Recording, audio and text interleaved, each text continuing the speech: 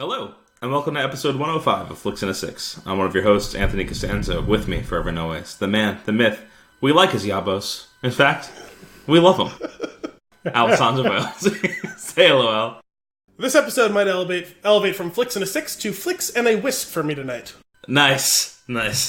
Also joining us for this Halloween spooktacular, Ryan Papa Bruins Rooney. It's so played out and bad, you can't even get through it anymore. You could have just called them Big Bruins. I could do that, but he's going to be on more shows, and I have to say different things each time. Did I say Papa Bruins already? Oh, yeah. Oh, I did? Oh, I think I've been on 3 shows. I want to say you said it on 3 shows. Shit. Wait, you've been on 3? Right. I thought you've only been on the Avengers with us. Yeah, there was one more I did. At least one more. Yeah. Oh, was I think there were 2 more. Anyway, on this week's episode, gaming, Star Wars, cancellations, and other news and nuggets, all before diving into our flick of the week, Hocus Pocus. But first, Al, what are we drinking? Aladdin. That was the episode. What's what that? was it? Aladdin. Oh, I completely forgot about that. We did it here. We are drinking Proclamation Ale Company's derivative, Vic Secret, which I'm just realizing now I cannot read in the relative darkness of my basement. A light. Derivative is a single hopped. Derivative is a single hopped pale ale. There's a bunch of ovine creatures on the front of it, and a unicorn. They're Shetland ponies. I felt comfortable saying ovine creature. You'll get there. This beer is a unique snowflake. A unicorn on a farm of Shetland ponies. Sorry, I'm just going to let my dogs bark to their heart's content for no apparent reason at 9:15 at night. Nice. Sorry, I thought they were done. You can usually tell the cadence of their barks. A complete original that we at Proclamation Ale Company came up with entirely by ourselves. By our own creative volition, without any outside inspiration whatsoever. Wow, check this out. We got this awesome idea to take barley, soak it in water, ferment it with yeast, and then throw in a ton of sexy nouveau hops. Note, we named the hops Vic Secret when we invented them. Nothing like this has ever been done before. Enjoy this beer because you will never drink another one like this again, ever. Drink fresh, unfiltered, and may contain sediment, contents under pressure. Aren't we all? Nice. Good finish. Let's give this sucker a taste. Cheers. I'm drinking mine out of my very... I could actually cheers Brian this time instead of clanking the microphone. Nice. I usually, if we do one with a bottle, I try and clink the glass against the bottle. This time I have a plastic pink frosty mug. Nice. Because I did not have time to put this beer in the refrigerator. It really is a miracle that this beer even exists right now for me to drink. This is tasty. I like this one a lot. This was a very random purchase. I went out. I don't know what. I really wanted a chicken parm hero.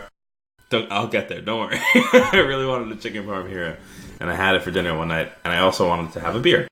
I went down into this mini fridge over here, which is now filled. On account of leftover pumpkin beer from our very successful pumpkin beer tasting. Also, me bringing you a care package the other day. You did bring a care package. The problem was, the only beer that was left in the fridge at the time were show beers, which I couldn't tap into. Some random crap from like a barbecue this summer that I probably... It's probably skunk. It's probably done. So I went out, and this was like... I was in the store for probably 20 minutes. I was like, there's got to be at least one thing here that I want to try. And nothing was sounding good. And then I saw this, and I saw all the little ponies and the tiny unicorn, and I was like, I'm going to get that. And honestly, delicious. I really like this a lot. I'm very curious how you feel about it, because you're not a fan of IPAs. We're not sure if you're a fan of PAs. It's the same thing without the I, as we just said before. What do you have against Pennsylvania, Brian? This tastes like every other IPA or PA. Oh, pale ales. I got it now. Yeah, there you go.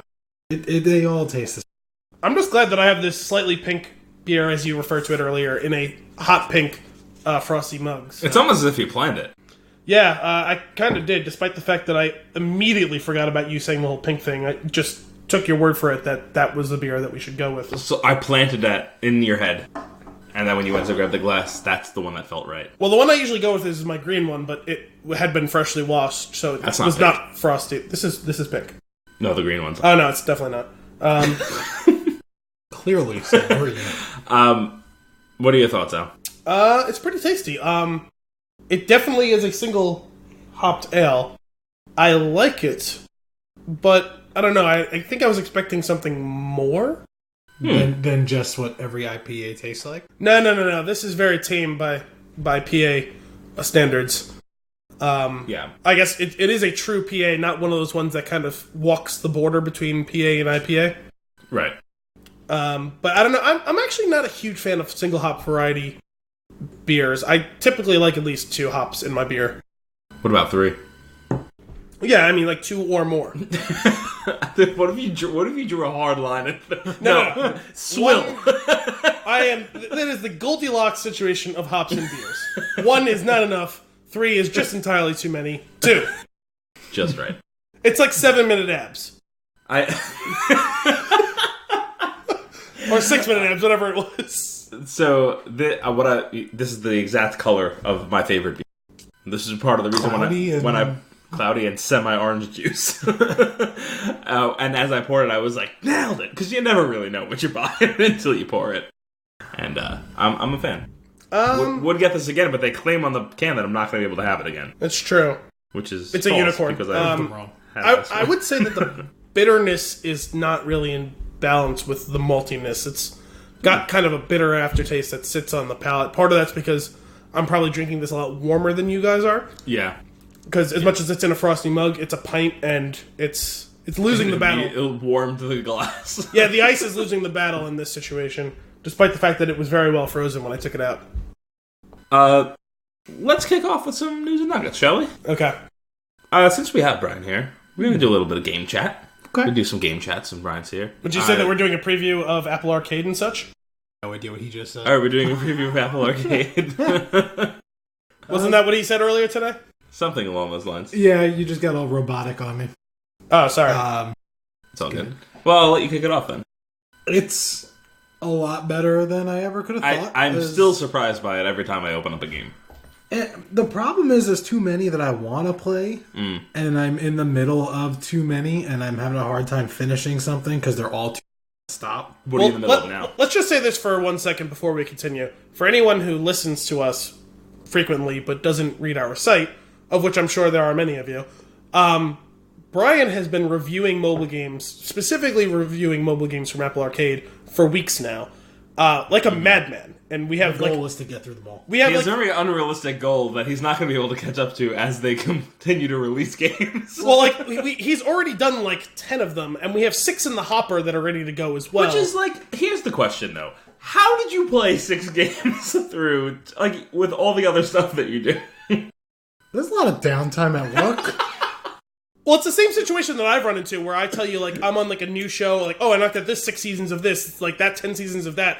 I have a lot of downtime at work, too, where I watch. During his downtime, he plays. No, because Brian also watches the crap load of shows. I mean, not as much. But I don't watch shows at work. I watch shows at home. I play my games at work. Got it. This makes sense. Not to get into, a lot of detail of work, but I'll do something that will take, an hour. And then I'll have, 2 hours after of running different tests and just standing there and making sure whatever I did works. Okay. So, pop some headphones Compiling on and play some games. Yeah, diagnostics and compilation, those are good times to do gaming. So we're reverse, because I play my games at home and I watch a lot of my TV while I'm at work. Right. And he's vice versa. So anyway, if you haven't had a chance to check out our site lately, he's put out a whole bunch of different reviews on mobile games, specifically a lot of them on Apple Arcade games. With more, there's another one. Actually, it's not an Apple Arcade, but we have another one coming out today or tomorrow, Thursday. I forget what day it is. That'd be Shut Eye, which is first-person horror game played from the perspective of a small child. Oh. It's an interesting idea. You're in your room, and it's the middle of the night. Everything scares you, so toys seem evil, and they're coming after you. Shadows are all over. It is creepy. It looks creepy. I will say that based on some of the screenshots you included, which I commented on, I don't know if you got a chance to look at the captions yet. I didn't see those yet. I think they took some liberties with some of those toys that I don't think Toy are... Story thing? Yeah, I don't think they're public domain, those toys. Did you take a look at this? Not yet, but I'm very intrigued. in Sid's room, the baby head on the metal spider leg. The erector set thing with the baby head on it. It's an Apple Arcade game? Oh, it's not an Apple Arcade. Gotcha. Okay. It's an indie game that I don't remember the studio, but when you beat it, it's Hush Interactive developed it, and I think it's Forever Gaming was the Who are you? Well, you don't understand. When Brian writes these things, I then go and look up the names of the companies so that they're properly Brian accredited. usually forgets. Gotcha. Unlike this game, which isn't properly crediting Toy Story for that creepy fucking toy, and the garden gnome that was walking around that's clearly from those Travelocity commercials or whatever brand that is. Oh my god. You know exactly what I'm talking about. Yeah. Oh my god, that's creepy. He just showed me a screenshot. So yeah, that's it. It's a Erector set. An Erector set. To paint a picture of this screenshot, there's a small circle of a flashlight, and you're looking under your bed, and you look under your bed so many times. There's only 3 spots you can look. You can look under your bed, you can look on top of your bed, or you can look towards like the door on the side of the bed. And what you're looking for are batteries to keep your flashlight going, which is a dumb thing when you break it down. Because all right, I'll look to the right. There's batteries. There was no batteries up or down. 2 minutes later, I look up, down, left, right. I find batteries again. Like there's always batteries somewhere. It just is that stupid. On the bottom right of the screenshot? That's your flashlight batteries. Yes. All right, I was very confused as to why your phone battery was down there. You'll look under the bed hundreds of times, and you'll just see a box and nothing there. And then you'll just get caught so off guard. You'll look under the bed, and boom, there's that Toy Story animal. Oh my god! You know what? This reminds me, like that type of thing where you go where almost you don't want to turn around. Like it's a horror movie where you're watching the character, and you don't want the character to turn around because you know something's there. When you're in a video game, you have the control, and you can just be like, no. I'm done here. I'm not turning around. Exactly what you mean, and most games do that to me, but this one, it got me with the jump scares, but it never truly made me like not want to hit the button like every other horror game. There was just something about it that just didn't... a little lacking? Yeah, it was a budget game. Sure. And it played like a budget game. That's fair. But it was a good... It was like an hour. So, getting back to Apple Arcade. Yeah, I'm sorry that I derailed you, but I wanted to get a plug for your reviews on the Spin Tune. What is this show if not derailment? That's true. How many Apple Arcade games in would you say you are? I'll tell you right now how many I've finished. Is there a stats thing? No, I have a folder. Got it. So I have the golf? I've finished. I love that little song. I'm gonna play a song for you from one of the games. I finished 10. And Jesus. I'm in the middle of one. Well, you just have a folder. That folder says completed or something. Got it. I have a folder that I put all my finished ones. Another folder that has every arcade game downloaded, and then you have them all. Yeah. Okay.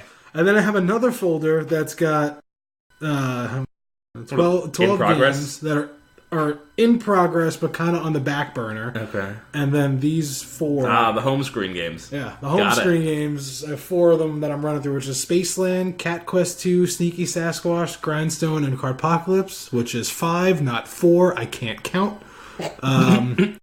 Spaceland is pretty good, turn-based, kind of like XCOM kind of thing. Mm-hmm. Grindstone, a puzzle game that's awesome. Cardpocalypse is what I'm going to pull up in a second. Is that the one with the kids playing a card game? Mm-hmm. That's pretty cool. Sneaky Sasquatch.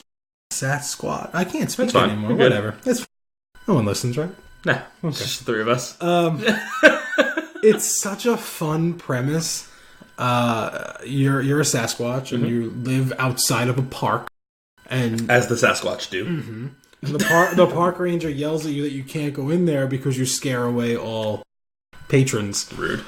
And you have to sneak in and just do all different little things. Then a story does open up and you're trying to save the park, but it's so ridiculous. You go into the garbage cans, you raid people's picnics and get their food. Then you sit at a picnic table and eat the food. And let's just say you stole a carton of milk. You eat the entire carton of milk. Nice. You don't drink it, you just eat the whole carton. Mm-hmm. It's charming. Yum.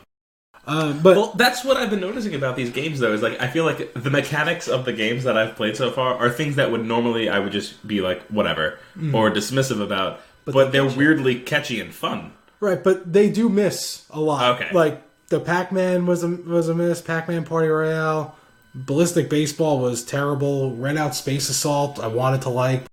So, you finished Tint? Yeah. Yeah. It gets a little repetitive. It seems like, because you guys have played all these games and I don't have an Apple phone, so I you're haven't lost. played any of them. It seems like aesthetic value is a large part of a lot of these games, and in particular, a lot of the ones that you seem to have liked. Yeah, I mean, one of the ones I really recommend, which I don't think you started yet, is Tangle Tower. I've heard good things about that one. Almost like a visual novel, but you are solving puzzles and playing. You're just trying to... There's a murder in a house, and it's almost like... There's a love story going on in there, too, and it's almost like Romeo and Juliet, like two rival families, except they live in the same mansion. Oh, okay. And someone died, and you're called in to figure it out. Murder mystery. Yeah, there was already like an investigator there investigating something else, so you have to figure out what would they investigate. With a game. Yeah, it's really cool. I dig it.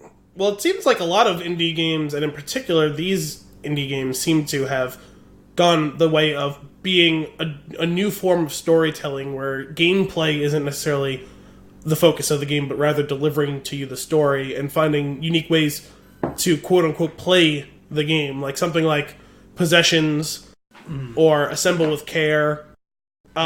Just from reading your reviews, I find that to be an interesting way to attack these sorts of things. But I guess mobile gaming is the best frontier to experiment with those sorts of things.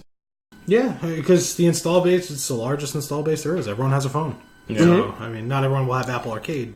Also, it seems like developing for this platform is pretty simple and can be pretty cost-effective. Especially Apple Arcade. I mean, there are a lot of... Resources. Yeah, like Apple put a lot into it to make it...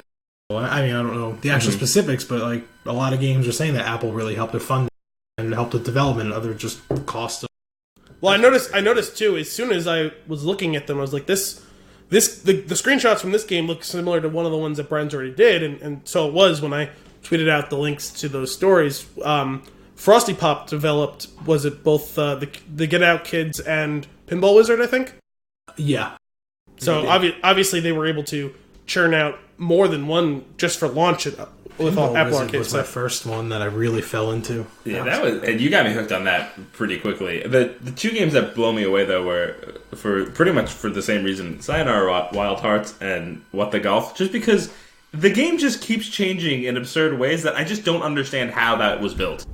Can't get into Sayonara Wild Hearts. No, I'll just finish not- it. not into I it. will finish it out of principle, but Yeah, I don't know. it's just not for you, and that's fine because But there's it 100 should other be. games. It should be for me. That's Why? what It doesn't matter. I like rhythm games. I like stupid games. It's a stupid game. The rhythm is like it takes a little bit to get used to what in the rhythm I feel like you're supposed to be connected to for the controls, because Sure. at first I felt very off, but then when I realized what was happening, it got more, which made it.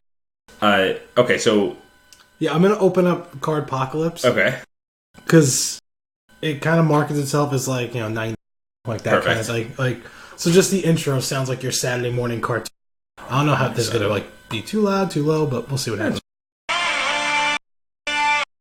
Words will come. nice. This is Carpocalypse versus Evil. Oh my god.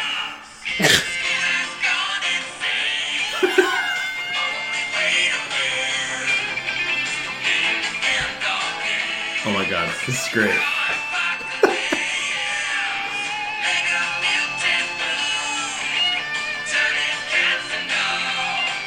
Just keep going. Oh my god. Yeah, so okay, I'll Was go this one. that theme written by Avenged Sevenfold? Or? We saw them. Yeah, I've seen them multiple times. Yeah, you tricked me into seeing it. Why don't I remember this? So I don't like many bands. I don't like much music. What a weird thing to say. Yeah. But I it mean, gets like, weirder because if you said, like, oh, I only like specific, like, genre, or, oh, I don't like that, fine. Like, everyone has their own, like, I don't like much music. Right. Why beat around the bush? I do have a funny music story, which I'll get to after this, but, so I don't like much music. I really don't like many bands. And then it gets weirder. One of the few bands that I did like, or do like, was Disturbed. Right. So Anthony's like, do you want to go to a Disturbed concert? Okay. And I haven't been to many concerts. Like, I really don't know how concerts work. Well, why would So you he's- if you didn't like music? I don't know how concerts work. I don't. Is an adorable thing to say. Somehow not the weirdest thing that's been said in the last 90 seconds. So Anthony's like, oh, we're going to go at this time. And I remember thinking, like, that just sounds early for a concert, but whatever. It was a freaking festival. Nice. Not a Disturbed concert, a festival that Disturbed is playing at the end of. Where was that? PNC? Was it, do you remember what it was called? I don't know. Was that it one of the... Was that one of the Blizzard of Oz ones or something? That doesn't ring a bell. No. It was in the summer. Whatever the summer were. I feel like it might have been like a later Project Revolution or something like that. I know that was... I don't know, but all I know is I got sold on, hey, you want to go to Disturbed concert? Yeah, all right. Well, Disturbed's going to be on in like 8 hours, so buckle up. So, okay, so I forgot about this. I only vaguely remember this, but I do remember us going together. We have gone to 2 concerts together? Yeah, my first concert. Where you took your shirt off? Yeah, during Bad Romance. Yeah. Lady Gaga. It was great. He got real into it. It was a great show, though. Yeah. It was a really good show. Good Didn't she like shoot fireworks into us? Yeah. And I think it's like just up and out. It was indoors, though. That doesn't seem safe. Unsettling. Right. So real quick, the music story, and this actually does tie back to movies as well. I traveled. I don't like much music. I don't like much music. I don't like much movies either. So I was traveling. So on the plane, I was watching old movies because that's always what I watch when I travel. So I watched Die Hard, and then I watched Beverly Hills Cop. Beautiful. We were going to a restaurant for dinner, and I'm in an Uber with a coworker. We're talking about Beverly Hills Cop, and then Eddie Murphy, and then Coming to America, the sequel to that we're talking about. Oh, yeah. The cab driver, so I'm in Dallas, Texas. The cab driver turns around, he's like, oh, yeah, I heard about they're filming that. Like, they were filming at Rick Ross's house the other day. And I'm like, oh, shit, I haven't heard Rick Ross's name in a long time. He's like, you know Rick Ross? I'm like, yeah, I used to listen to Port of Miami when it came out. Like, I was into it. He goes, oh, you're name dropping it. You do know who Rick Ross is. I'm like, yeah. Get in the cab. There's hip hop music on. The guy was very perplexed that I knew not only the name Rick Ross, but could name drop the album. And then he started to question me on why I would. So I made a bet with him that I could name more Texas rappers than he can, who lived in Texas his whole life before we got to our destination. And yeah, I won. Nice. But like, how many would you say were listed? I got through a decent amount. He named like 4, and after I got to 5, I was like, should I keep going? He's like, there's no more, so I would name another one. Like, should I keep going? He's like, all right, point taken. So, but I had some more ready. All right. Just never really. It's just you probably shouldn't make the person driving you angry. It was all good fun. So, long story short, we're not sure how much that story came out. All that matters is Brian likes Texas rap. Yes. Right. Okay. Texas Roadhouse? Love it. Roadhouse is solid, too. Well, let me take the reins for a minute, then, because about 90 seconds ago, I was going to interject, but Brian was in the middle of story time. The Mandalorian final trailer came out. Came up on my TV, so I figured I'd bring it up. We just watched it. Yeah, we watched it before so that Brian would be prepped. Perfect. What did you guys think?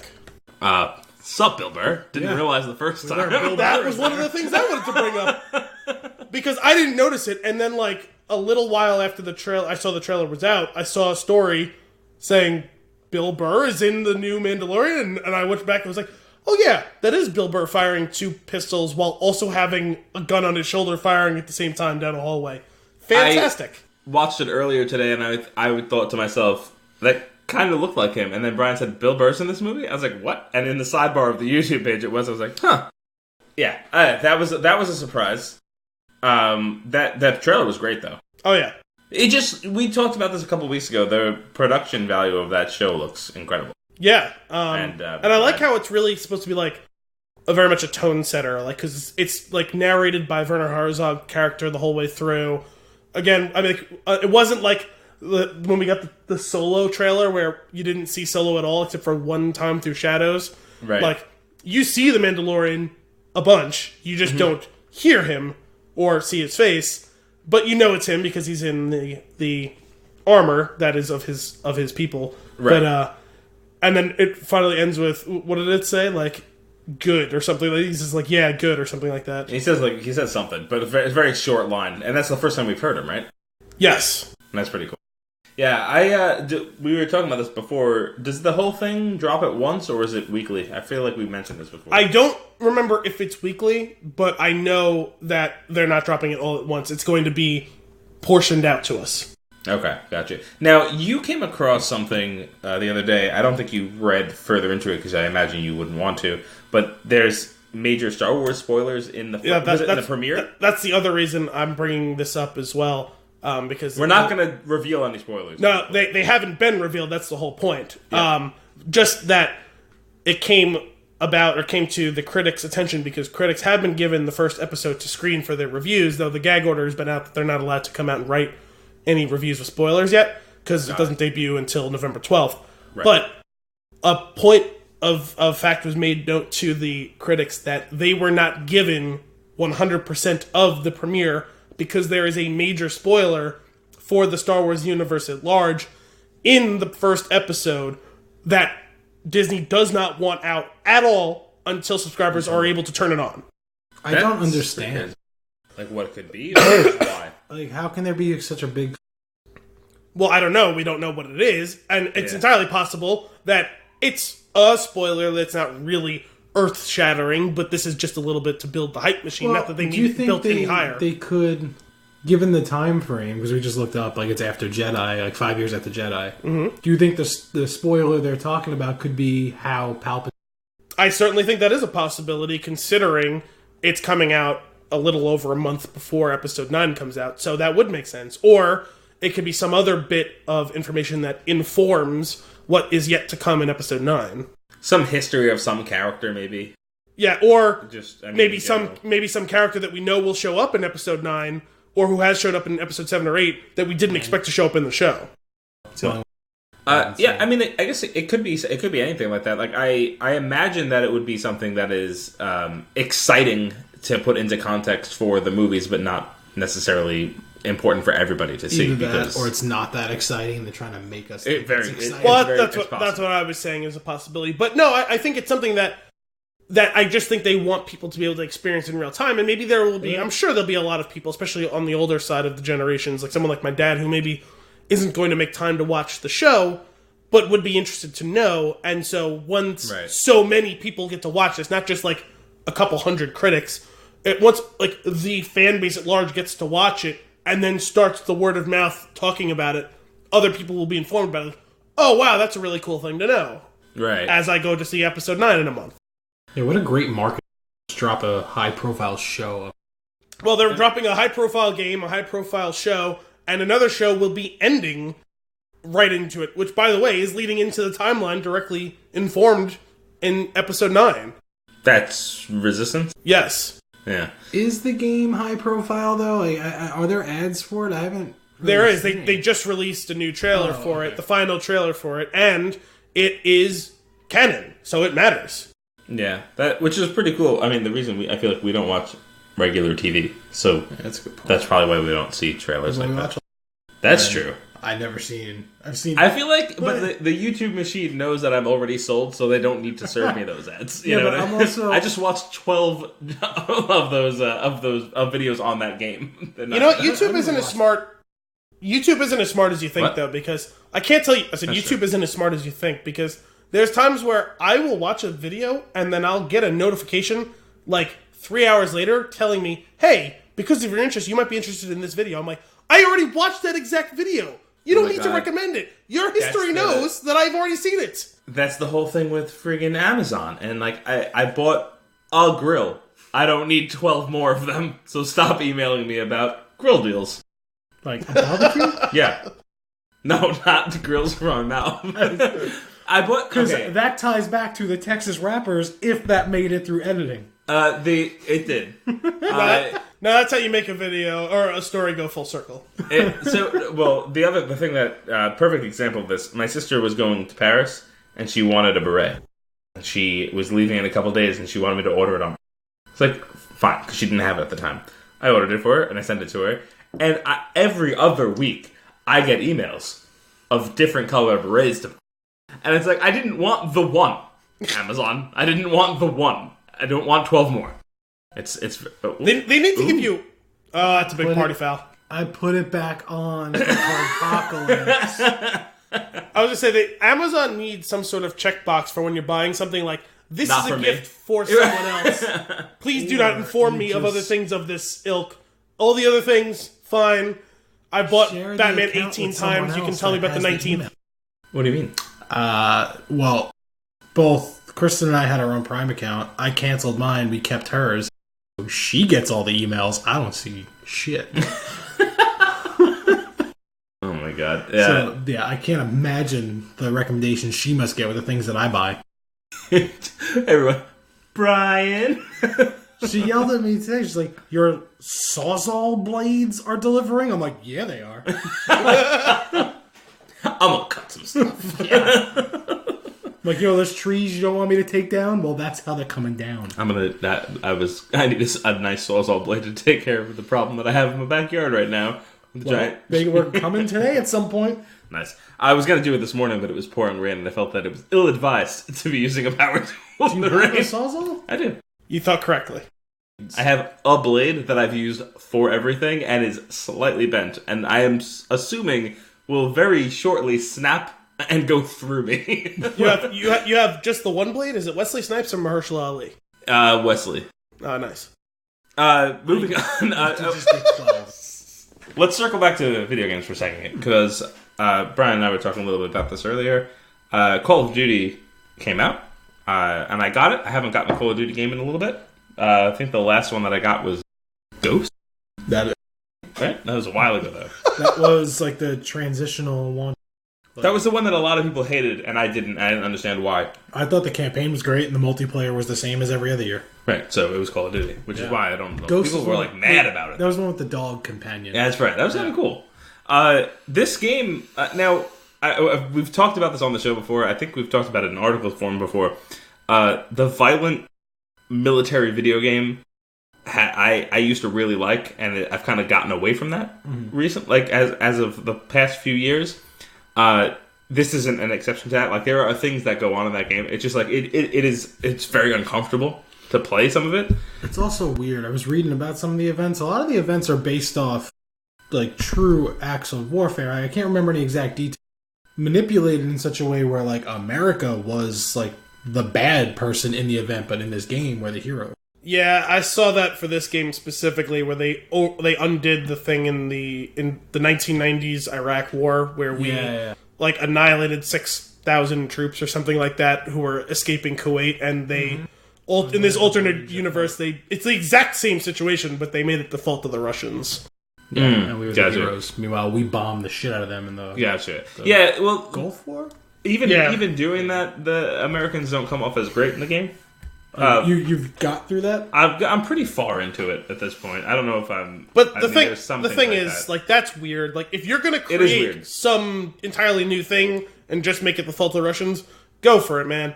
But that's a weird bit of like editing history. Like that's weird. Yeah, that is very strange. But on top, adding to that though, there's a lot of other things that are very. It's uncomfortable, and I feel like it's almost like in a way like important, because like if you can feel that way playing the game, like it's not great what you're doing, and it's not great how this is going. I feel like the game, in more ways than most other military games that I've played, have put me in a position of fear, and I've been very uncomfortable playing it. I have not been able to play a single level of the game without jumping out of my skin. Like, I am constantly afraid, and I don't know if that's the ridiculous volume that I've been playing at, or it's also like. Visually, it looks incredible, and it's hyper realistic. But there was a couple of key things. I'm not going to get too spoilery here. You play as a kid at one point. Oh yeah, I know that. There's 2 kids, right? 2 kids. But you play as one of them. It's Just making sure I had the right scene in my head. intense. Yeah. And then another situation where there's there's live suicide bombers in London. And they are like running around blowing things up, and it's just like chaos. And with the tech that you have now and how incredible video games can be, just the sheer number of people on screen running around like in fear, and you could feel it. It's very unsettling. Yeah, that don't sound good. It's difficult. It's difficult to get through, but the game is very good. It's just like, ugh. Now, I haven't paid too much attention to this game, but I do know that isn't it supposed to be like a reboot of the 2007 or whatever Call of Duty Modern Warfare? It's not a reboot in the sense of... Like, 'cause they already remade that game years ago. Well, there's a difference between a remake and a reboot. Sure, like, it's... I mean, I know, like, a couple of the characters are back, but it has nothing to do... I guess we can... That's what I'm asking. Like, they haven't fully committed to saying that, Yeah, though. Price is back. Yeah. And he's a key player and I was thinking about this while I was playing earlier today I wanted to go back and read this, like, what happened in the campaigns of the other ones, see if they somehow line up or tie in, but they don't, right? No, it's totally separate. So so that was the other thing that I was going to bring up. It drives me crazy that this is a thing. That's why I was asking, because I wasn't sure if it was the same campaign again or if it was something entirely different, but I recognized in the trailer that it was Price again, and I don't remember. I played all of the campaign for the first two. I do not remember the campaign at all for Modern Warfare 3. It's entirely possible. The only thing I remember from Modern Warfare 3 was the ad campaigns where I take like the MW3 and M upside down and make it world. Cool. I remember playing in multiplayer. I don't remember the campaign at all, but it's entirely possible that all three of them just merged into one thing in my mind. Yeah. 2 was the one that they kept drawing comparison for in this one with, like, the shock value, because 2 had that no Russian killed all the innocent people in the airport. Yeah. But I don't know if it's just like what Anthony was saying, like the tech we have today, what it looks like. That didn't bother me. I don't know if I was also younger. I don't know what it was, but the no Russian did not get to me at all, but I feel like this game... Yeah, I think one got to me a little bit. Yeah. This one really gets to me, though. The age and the context matters, because I remember... They made such a big deal about it and how the game had to put a disclaimer saying, hey, if you don't want to play this, you can skip to the end of the mission. You won't even see it or whatever because of all the outcry. And I remember playing it and I was like, oh, yeah, that's whatever, but, like, it's a video game. Like, I don't see the big deal. But I think if I played that now, I'd be like, well, I don't know. Like, it probably wouldn't necessarily bother me, but when I was done with it, I probably would have been like, why the fuck did they do that? Like... Well, they're causing themselves so many problems. That, like, why would you do this? But, like, it never morally bothered me. But I feel like the situations presented in this new one would. There's a number of things revolving around kids that are very and not going to spoil a gameplay or anything like that. You have an option. You're going to be interrogating somebody, and to interrogate them, you're bringing the wife and child of this person into the room. I don't know if I want to hear it. Similar to Modern Warfare 2. I was outside the door, and it gives you the guy comes up to you and he puts his hand on your shoulder, and he's like, "You don't have to do this with me if you don't want." And you can choose to do it or not to do it. I did do it because I needed to know. At that point, I was just morbidly curious about, like, what's going to happen, like, what goes on in here, to the point where, like, and you know what? Spoilers for 40 seconds. To the point where you have to point the gun at the woman and the child. The player, to interrogate the other guy, make him speak, and then he won't tell you, and you have to pull the trigger. And I was like, I didn't want to do it, so I aimed at her foot, and I did it, and it clicks. There's no bullets in the gun, and I was just like, I was like, I don't want to play this anymore. It was just, like, really intense, and I was like, I felt very uncomfortable doing it. Yeah. But that's it. What's weird though is when I play games, like, I always choose the bad path if you have options. Always more the bad things, because in real life, the bad. That's funny. It's interesting as a form of escapism, especially in, like, an RPG game. But since those so often have more fantastical elements, it's even easier to divorce yourself from it. Even in those, I can't play the bad guy. I'm always the good guy in those stupid games. I've never played through as the bad guy. You want to kill this random person and throw him into space? Yes. There's definitely, like, a situation where I'm playing a game like that and I'm going completely the good path, but there's just this one character that I really hate, and when I have the option to. Or vice versa, I've actually found myself playing the quote-unquote darker side, and it's like, oh, this is like my second or third playthrough, and it's like, oh, well, I like this person. I'm not going to do the bad thing to that one. But everyone else, fuck them. Like, that's like that Dane Cook skit. Hey, like, kid, thanks for the candy. Yeah. Remember when he was good? I wanted to defend him. Yeah. Hey, listen, Employee of the Month is fun. Let's move on from video games. Other news and nuggets. How about some cancellations? Okay. Benioff and Weiss are too busy for Star Wars. False. Seems like it. You realize the jig is up. I don't think you would ever say you're too busy for Star Wars. Well, I don't know. I mean, they are getting paid like $200 million from Netflix. But you're too busy. I can't imagine that they wouldn't be able to work out some sort of contract or deal with Star Wars if they wanted them. I suppose your perspective is not wholly wrong, because from the statement I saw put out by Kathleen Kennedy, they're still open to making it work, right? Even if it takes some time. Because I have here, I don't know if you brought it up, I have the statements from all parties here. Please do. The pair Benioff and Weiss released a statement. We love Star Wars. When George Lucas built it, he built us too.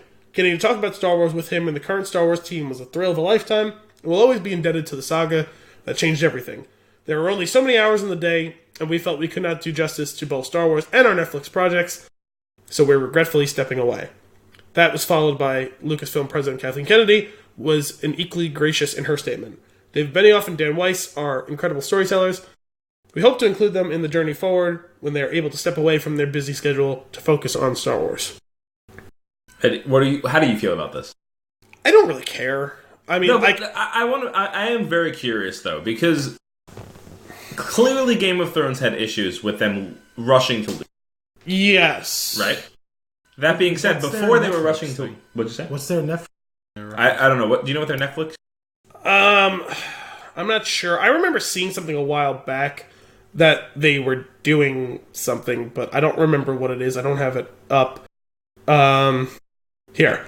I have a link to the story, if it loads. Keep going, well. He's David Benioff and D.B. Weiss signed 9-figure overall deal with Netflix. This was on August 7th of 2019. This is on Collider.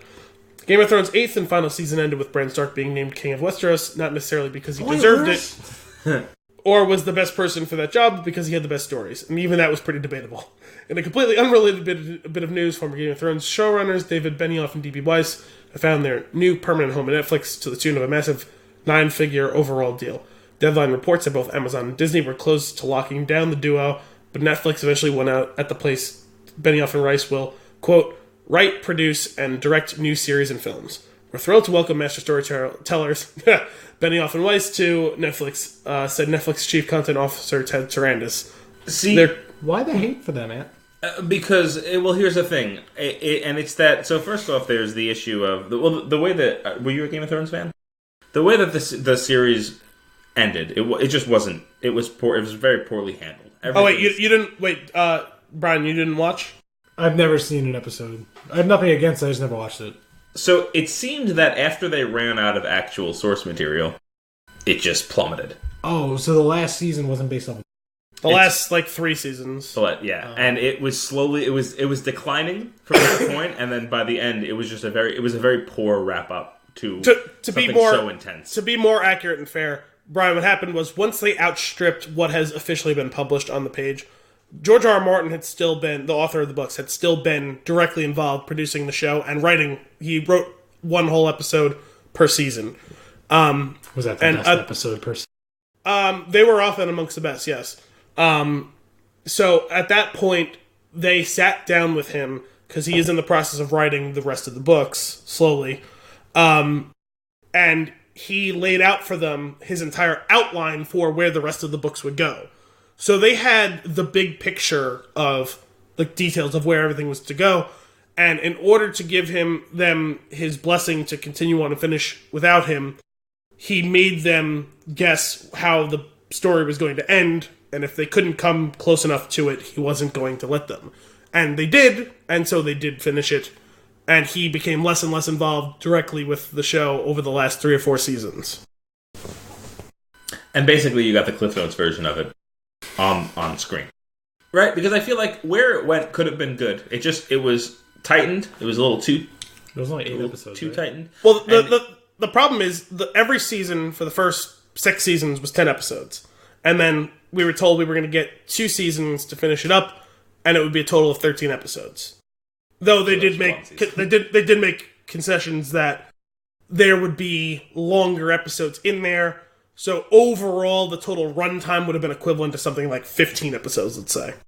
So, and here's what I'm getting at, and it wasn't great the way that it was handled, and it wasn't great for fans. It didn't play out well.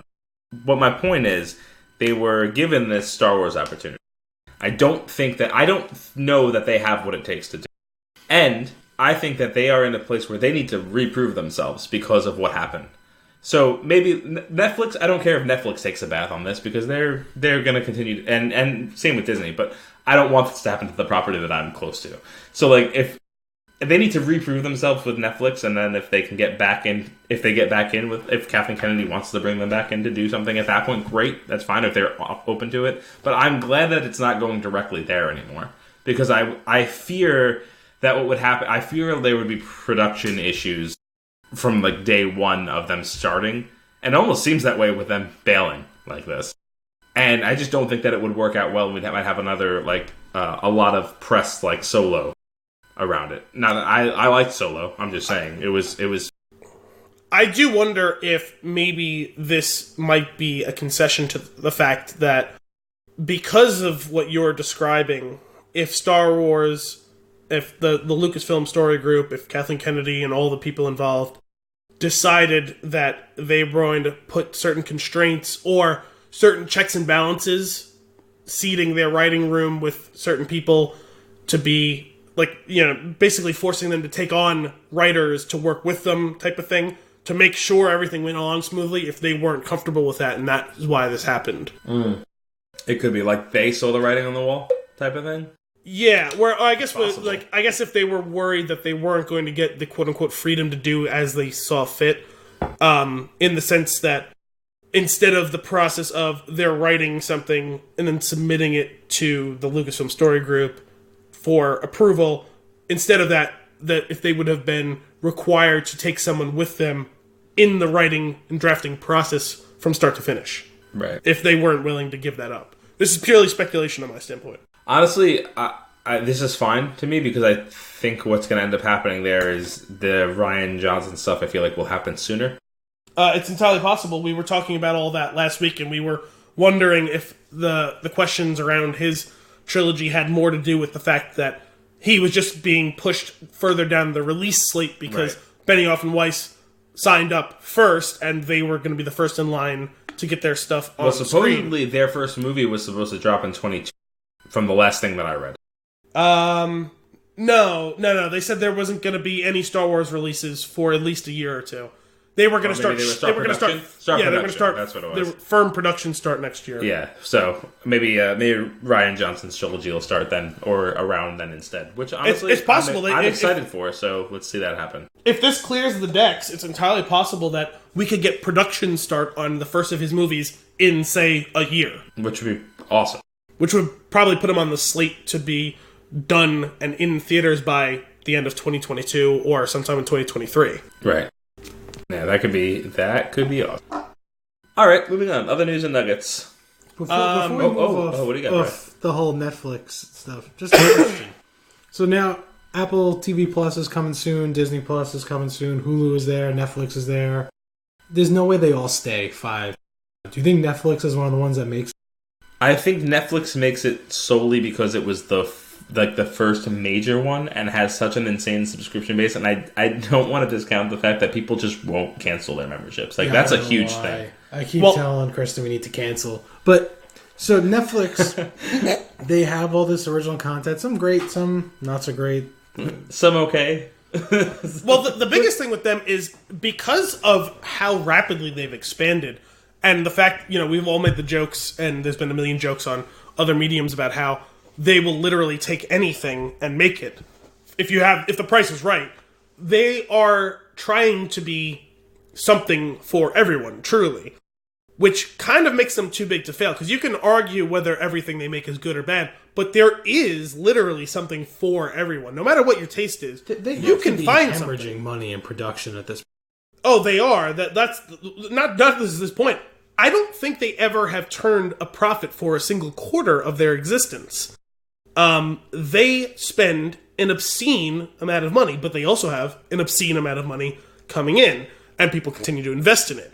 And as long as the money continues to come in, even if it doesn't break even, they're always going to have more money coming in because they're literally spending money to make money. So now Disney bought. Yes. Oh, did it? So I believe so. Apple TV Plus, if they want to survive, what's to stop them from throwing a big number at Netflix, taking Netflix under their thing and getting all their subscribers? Like, does that sound like something that could happen? I think it might just be too big to do. I don't think it would. Despite the ridiculous amount of cash, literal cash that Apple's sitting on. They also have like a control thing, and I feel like they want it to be like exactly how they want it, and I feel like acquiring Netflix would be I just counter to how they do things, but I could be wrong about that. I feel like Netflix is gonna get purchased or go away at some point in the. Well, the most likely or the most logical in my mind, if you're talking about them merging with someone else, would be Google, because they don't have their hands in any of these pots yet. Sure, but Google acquiring Netflix, it's still just Netflix as opposed to like Disney buying Hulu. Now you can get both of one. Like, what else are you getting? Well, what I'm saying, you mentioned Disney and you mentioned Apple, and Amazon has their own streaming. Yeah. If you're talking about, even use Amazon Prime Video. That's the funny thing. I forget it's there. Have it, but don't use it. I forget. I use it for The Marvelous Mrs. Maisel. I have been doing the same. It's so good. I've been in the same boat where like I've had Prime for like over a year, and I had like used it to watch one or two movies that we were going to do for the show, and I was like, there's a whole bunch of shows I should at least try it out because I fucking pay for it. And so I finally watched Jack Ryan. That was the only show I watched on. Yeah, well, that's the funny thing. It's like, so they each have something different, right? Where Netflix it's been around the longest. It started from the DVD subscription service, which you had, I had, like, and then it turned into this, which then it's like, oh, this is great. The value, like, the price didn't change. No one said this is great in the beginning. No, but the concept that value, it didn't change price. I just got this thing on top of it. That was but I didn't know I had it for a while. So that was pretty cool. And then now they have original production. That's great. They sometimes make deals with older stuff. Awesome, cool.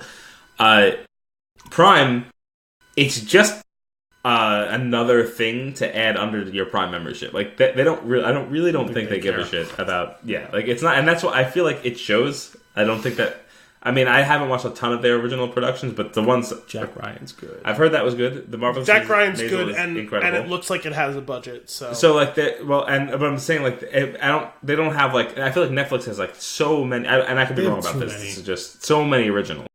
Yeah, well, the thing is, each of those services at one point or another, to me, whether I have the service or not, every one of them has had something that feels essential. Where like, if I considered getting it, it's like, oh, they have that. I wish I could watch it. Like, so like Netflix, like, it had House of Cards at the beginning that was like the big thing, and I was like, oh, I gotta check that out. Right. And I really enjoyed the first few seasons of it.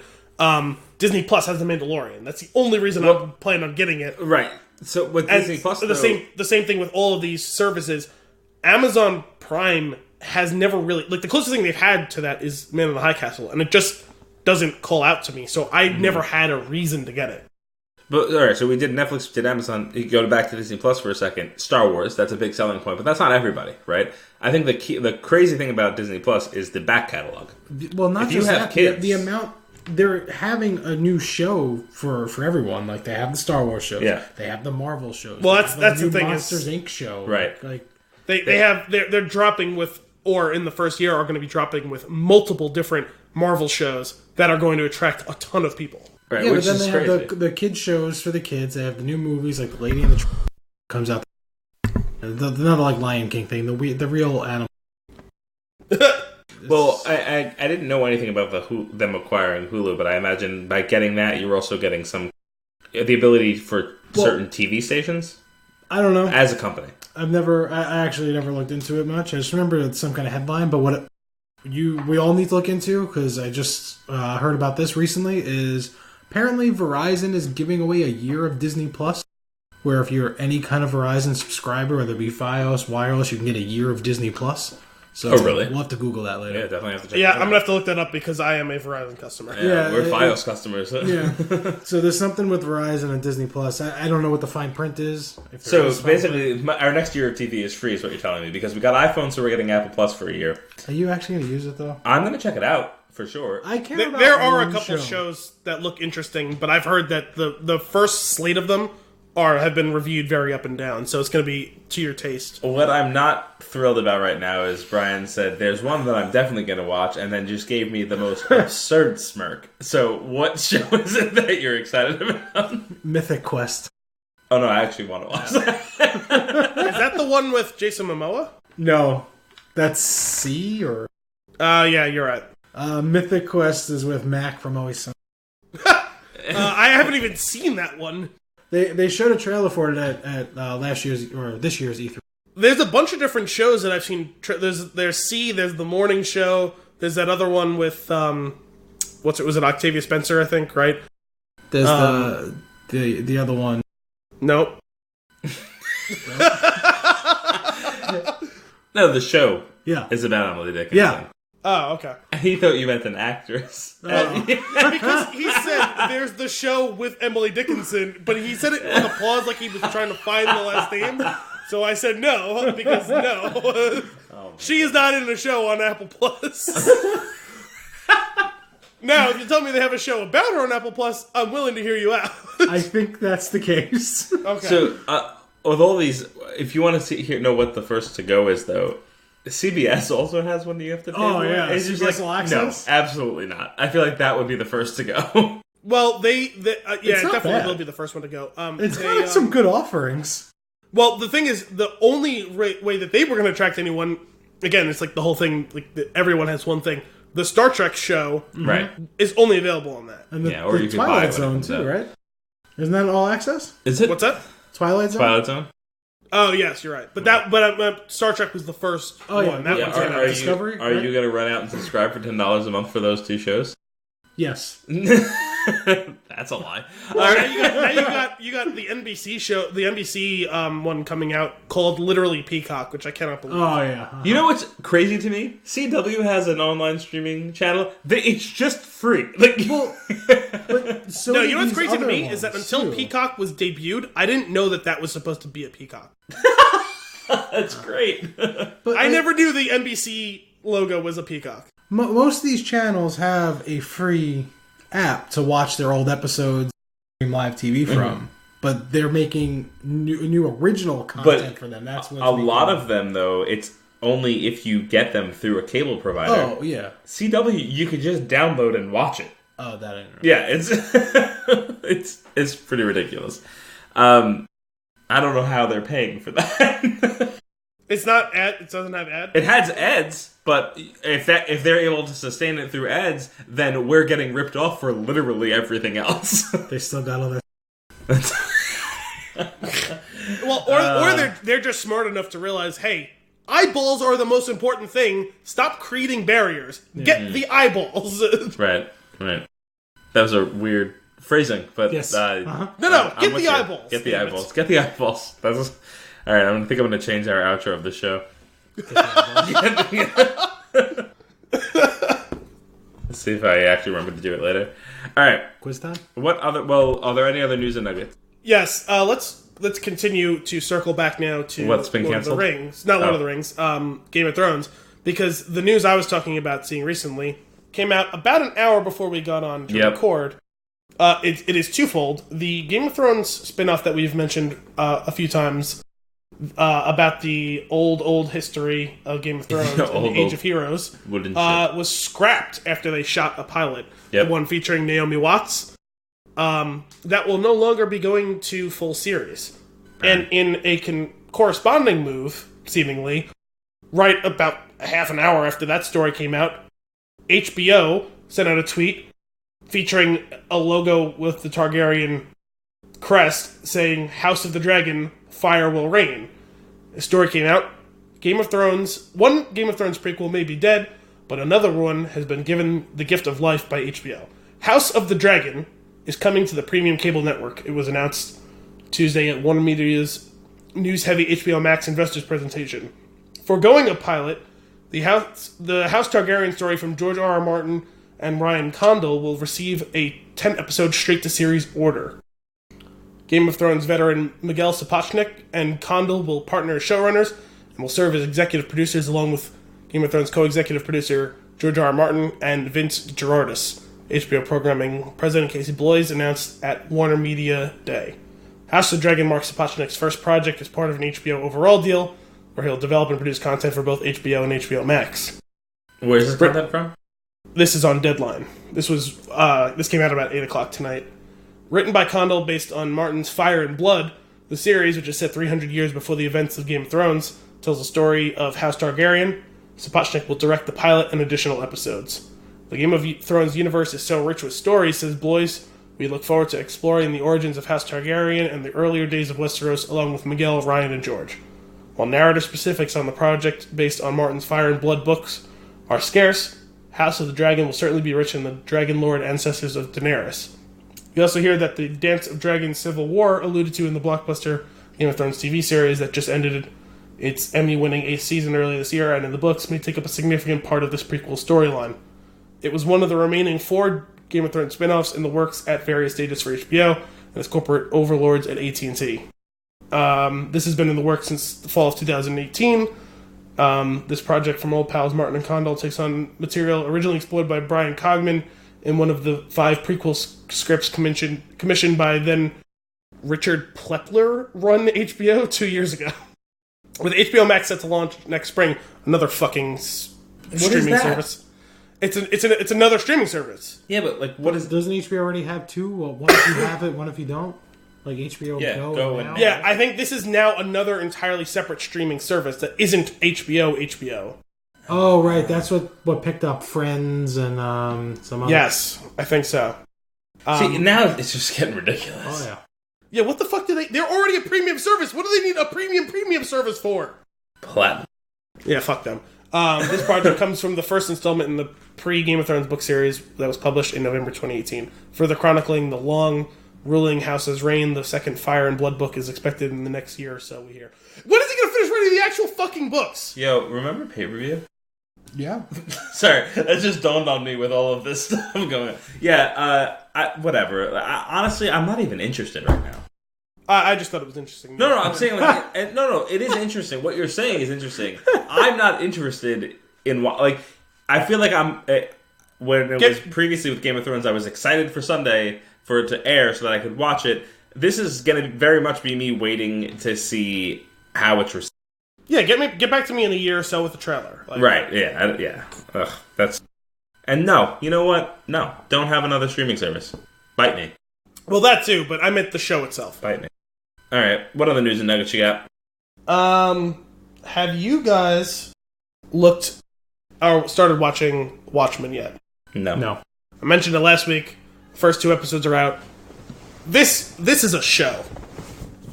Oh? This is a show. It is fucking intense. By definition, yes. No. This Very show good, Al. This show is a show. No, this is it's like it's gripping. worth my time, is what you're saying? Oh yeah, no, it's like gripping. It's like even when something's not going on, you want to know what's going on. Okay. And it does not really have too much time where it's just sitting around and nothing is going on. It's got stuff going on. Are you interested in this? It's got stuff to say. It looks really good. It's and there's some twisted fucking shit going on too. It's something else. So how long are the episodes? It's an hour. I'll have to check it out. Or 50 minutes, whatever. So 2 episodes I have to give. There's been 2 episodes so far. I'll give it the 2. Yeah, I'll check it out. If I'm not hooked, that's it. New rule. It's just too much shit to watch. I just finished The Politician. It was awesome. I really enjoyed that. We're rewatching Silicon Valley right now. Nice. Because the new season just started and we don't remember anything. So. Yeah, I don't either. But we started rewatching the show like a week ago. We're already... It's not very long. This is the final season now. Yeah. It's always been ridiculous, and so many things that happen in that show are just too accurate.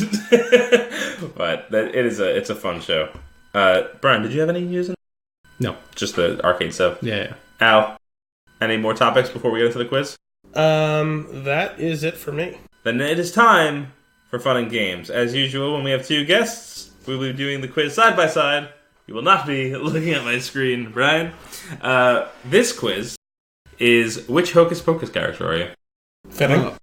For the record, I don't know if this is the exact quiz, but I have done this quiz before. Okay. I don't remember what my answers were. Again, I don't know if it's the same quiz, but I did get Mary. Okay, let's see where you land now. All right, what do you love most about fall? Pumpkin spice lattes, sweater weather, apple picking, haunted houses, trick-or-treating, scaring others, cuddling on a cold day, telling ghost stories, or bonfire. I like cuddling all day. Okay. That's adorable. I'm going to go with bonfires. All right. Pick a Disney villain. Anthem. Be Prepared. Poor, Unfortunate Souls. Mother Knows Best. Hellfire. Gaston. Friends on the Other Side. Mine, Mine, Mine. Cruella de Vil. Oogie Boogie Song. Oh, God, what's it called from fucking Hunchback of Notre Dame? The Hellfire one. No, that's not my choice. That was the first one. Be Prepared. That was the one I was going to go Okay. Gaston. Sorry, Okay. I would just... Oh, Gaston's a good one, too, but I'm going to go with Be Prepared. Do you remember the old podcast when I was in Minnesota and my friends in Minnesota got on? Yep. That episode That was title? great. That was awesome. You're random friends. Yeah, we started talking about, like, somehow, like, Disney movie things. I don't remember exactly how it got there, but he came up with the perfect name for, like, the poor, unfortunate souls. His... Sorry, I was just thinking of I like Anthony when I brought up the Jungle Book movie. I had that moment in reverse now when you mentioned the Hellfire one because I just remembered watching The Hunchback of Notre Dame as a little kid and fucking hating that movie so much and being really creeped out by that fucking song. And like even though I was like 6 years old when I saw it, even I knew what was going on was way too fucked up. Right. Oh my god. All right. What will your tombstone read? Yes! Forever Fabulous. Here Lies a Virgin. See you all soon. I'll miss you guys. Silence is golden. Finally at peace. Farewell, my lovers. Living is for losers. Living is for losers. Yeah. Alright. Choose your favorite bewitching witch movie. The Craft, Halloween Town, The Witches, The Blair Witch Project, Teen Witch, The Witches of Eastwick, Practical Magic, Rosemary's Baby, or The Wizard of Oz. I like I guess I'll go with The Wizard of Oz. Okay. What magical power do you desire most? Teleportation, mind control, immortality, super strength, invisibility, divination, conjuration, enchantment, levitation. I'll go with Super Strength. Super strength? I don't want to sit in traffic no more. What celebrity would you suck the life out of? Oprah, Taylor Swift, Chris Pratt, Jennifer Lawrence, Kim Kardashian, Channing Tatum, Daniel Radcliffe, Miley Cyrus, Madonna. What a weird selection of human beings. Now, are we killing them? You are sucking the life out of them. Because we like them so much or because we dislike them? Well, I guess go with the Hocus Pocus thing. Like, I feel like you're trying to get their essence. So I want to like them? I don't know. They wanted to just be younger. Because I'll have two different answers if I just want. All right, what do you want? How do you want to interpret this question? I'm of the same mind as Brian because I'm going to choose Kim Kardashian so that she's no longer around. Okay. Let's go with that being... Oprah. Get her out of here. Wow. Okay. What a weird... what a weird thing to say. Why do you go to Halloween parties? To show off your costume, for the food, to make out with a hottie, to hang out with friends, to dance with a cutie, to people watch because you are the party, to get your drink on, to laugh at people's costumes. People watch. To get my drink on. People watch. To get my drink on. Alright, here we go. Oh my god. You both have the same answer. You are both, and it's not one character. You are both Ice and Jay. Which is incredible. You're not one to listen to authority because you play by your own rules. You come off as tough to others, but in reality, all you're trying to do is have... With that being said... We pick such different answers. You really did. That's what this is. My theory is that only one question actually matters in these things. With that being said, let us dive into our flick of the week. Hocus Pocus, released in 1993, rated PG. A curious youngster moves to Salem, where the struggle is to fit in before awakening a trio of diabolical witches that were executed in the 17th century. Yeah. I know what you're waiting for. I concur. To see what you would say. This movie's just a straight up classic. Is it though? It is. You don't feel that way? Let me answer your question, Brian. Yes, it is. Thank you. You know it like was a failure when it came out, right? Not by In my what standards. way? I was a child, and it didn't matter what money was, and I loved the movie. In what way was it a failure? It didn't gain like traction until like years well liked. First of all, this wasn't a theatrical release, was it? I don't. I think it was just a Disney release. It was just a Disney on TV premiere type of thing. And I don't understand how it could have been considered a failure because it's been played 1 billion times on TV every year at Halloween. I remember watching this. I don't remember watching it when it first came out because I was like 3, but I remember it from being quite a young child. So it was played every year at Halloween. I feel like it was a success. We're trying to... Brian wants me to look Google up... was Hocus Pocus a failure? Okay, it was Hocus Pocus a failure. Can you, in a separate tab, look up was Brian Rooney a failure? Oh, snap. first response. The movie was a major flop. That's I don't know. That's strange. By what definition, though? Because if it wasn't a theatrical release, we're not doing it based on box office dollars to budget, so... Well, it says... This is... Okay. That says box office. This is from Yahoo Entertainment, so bear with me. The magical tale of how Hocus Pocus went from box office flop to Halloween favorite. You guys continue. I'm gonna go... I'm gonna get to the bottom of this. I'm not sure if we can. I feel like we're all waiting with bated breath. Well, I don't dislike it. I watch it probably about 30 times a year because my wife has to watch it in the fall. It's okay. Like I like it. I like parts of it. I assumed you're a big fan because you wanted to be on this episode. Okay, so yeah. Just for clarity, it did release in theaters. It was 4th place at the weekend box office. Quickly dropped out of the top 10 and ultimately earned just $39.5 million. And what was the budget? It could not be high. That information is not readily available. I would say that has to be pretty significantly lower because it clearly did not go with much of a budget to effects. It was all practical effects, and the couple of CGIs are very, very, very cheap that in the way that they would be for a TV release. To speak on practical effects, when I guess jumping ahead a little bit, when the zombie gets up and the moths come out of his mouth, those are real goddamn moths. Hang on, really? I have a note in here. Speaking of visual effects, the visual effects of this movie, far better than the Walking Dead TV show. Yeah, some of them. Including lightning hands. That was pretty bad. Still better! Then also, why... You, that. Why is Binks' face is amazing? Oh, yeah. How did they do that back then? That was 93. That was impressive. There was some stuff that came out after that is trash. Yeah. And like I said, I could have swore this was a TV movie. I thought it was too. That was cute. We had same seas. Because the couple of times that they decide to go to CGI, it looks like a TV movie. In all that means, good and bad. The budget was $28 million and it earned $39. So it's not exactly a huge flop. I'm really surprised the budget's that high. I mean, I get that they cast 3 fairly well-known actresses. Well, not really. Especially Bette Bette Midler was well known. Bette Midler and Sarah Kathy Jessica Najimy. Parker wasn't well known yet, and the other woman, I can't remember her name. Kathy Najimy? Yeah. Kathy Najimy, she's not exactly an A-lister, but she was fairly well-known. And the same year or the year before... Was she already in Sister Act, or...? She was, Sister Act I think was 92, wasn't it? Yeah, 92 and 93. Well, there was... Yeah. Well, there was a sequel, right? Yep, and she was also in Rat Race. Also, fun... yeah, but that was 10 years later. I know, but it's such a good movie. Fun fact, Sister Act was actually written for the lead to also have been Bette Midler. But she chose not to do it, and instead it was Whoopi Goldberg. Mary was almost... Oh, that would make sense, too. So, but wait, hang on, though. Back it up to the beginning. You don't consider this movie a classic? I consider it a classic as I have to watch it multiple times a year, but... You don't enjoy it?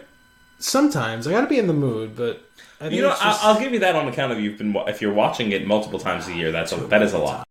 And then I just, pick out some things. I'm like, well, that's stupid. Well, there's a couple of things that in pre-spoiler territory. I guess not that it matters too much because it's very came old. out. Just a couple of quick notes though. I tend to forget until the movie starts that it was from Disney. Yeah, it's like the castle and the fanfare. And I'm like, oh right. That makes sense. I think the music and the costume design are fantastic. Yes, costume design is fantastic. It's it's really good. Yeah, and there's actually some costume things hinting at like, stuff like God, what the hell's the girl's? Which one? Allison. Couldn't think of her name. Like Alice in the beginning has like a red blazer that looks almost like what the witches wore, because fan theories are that Allison's a witch. That's why she was so drawn to the book and why the book opens its eyes at the end. Like there's a lot of cool things around costumes. Have you read the sequel?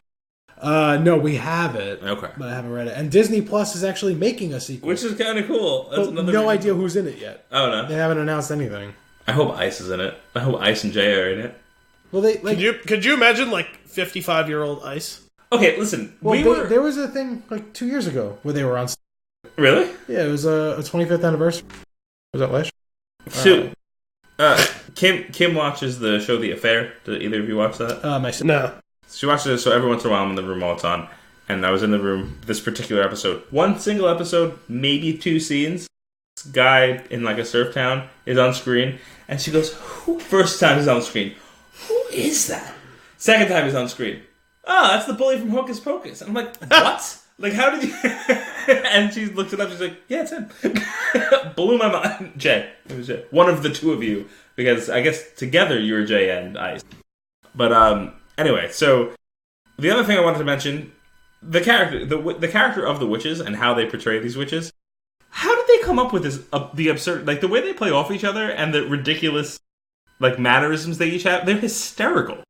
Like, where did this come from? Is this something that was written, or is this something the actors came up with as they did it? And like you know, like the teeth for Bette Midler. Oh my god, yeah. But like the lipstick that makes her mouth look even smaller. Yes. It's really great. It really is. But like even like so you have like the bumbling idiot, you have the one that's in charge of everything, and you have like the kiss up, like the kiss ass that wants to like you know be great. And help her with everything. And it's just like, but the way they all play together, it's so good. Yeah. They play over each I other have to imagine that was drawn from some, like, I didn't read it, but was that like, wasn't there one of the Shakespeare was the one with the witches or whatever? Tempest? I don't remember, but wasn't there like a whole thing, was one of like the bubble, toil and trouble and all that shit, and they do the whole thing at the beginning? I was never really a fan of Shakespeare. Yeah. Yeah, neither was I, but I feel like that there's some Shakespeare that opens with witches stirring a cauldron and stuff like that. Okay. I wonder if the interplay is based off of that, or if it's like the fates from Greek tragedy type of thing. You know what I mean? I'm sure you could look. That's the thing. I feel like you could probably look deeper into it, but don't, because at face value, it's so good. You just enjoy it, have a good time. It's a really entertaining movie. I read something that I don't that. Hang on. That being said, it's 1993. We're in spoiler territory from here on out. Go on. What were you gonna say? Well, Tubular. Nice. So 1993. So when they get hung, it's 1693, or I forget. I don't know. Apparently, like people say that trials, like historically, is an. That's kind of. Oh, who the hell cares? Yeah. Right, but like when I looked up the dates, like I felt like it did match up. I don't know. I couldn't figure it out. But yeah, it might not be historically accurate, and that's what people bitch about. I mean, that's pretty standard for the internet as a whole. Just gotta going through the movie. I took notes. I watched it today in preparation, and going through, I just took random notes down as it went through. So my notes are in semi-chronological order, unless something. Right, so you want to just go through and we'll add. Well, yeah, exactly. So I'll go through and then jump in wherever you want and add color. And even if you jump ahead, that's fine. The first thing I want to point out is the opening run when Thackeray is running through. What kind of name is that? By the way? Yeah. Okay. So how many times had you seen the movie before you realized it was Thackeray and thought it was Zachary? Yeah. Yeah. Last year. I was gonna say it was not that long ago, and I went, what? Unfortunately, it was also for me like a year or two ago, and I've seen this movie a good 50 times. Right. Anyway, Thackeray's running through the thicket, and he's going towards Thackeray through the thicket. I had to. Yeah, and he's running towards the house to try to find Emily, and I don't know if you noticed this. More limbs are flailing than the human body has as he's running through that field. And it's just like, what was the direction of that? flail more. Like, it's almost as if his shirt is semi-off so that his arm can flail while his sleeve is also flailing. And I just don't understand what... He's running and he doesn't have control over his shoulders or arms. And it's just something that I noticed in this viewing. I get it. He was an employee from Al Harrington's Waving Arm. Yes. Wacky Waving Inflatable Arm Floating Tube Man. Three things about Thackeray. Mm-hmm. One. Stop it with the alliteration. The three things about Thackeray. One. Theron. The actor who is playing Thackeray, that's McGee on Criminal Minds. That blew my mind when I realized that. I didn't know that. I thought about earlier that we should do a segment of Where Are They Now? Yeah. But go on. Two, the original person for that role was DiCaprio, and then he did What's Eating Gilbert Grape instead. And I feel like I knew that one. Three, the voice of the cat is not the actor's voice.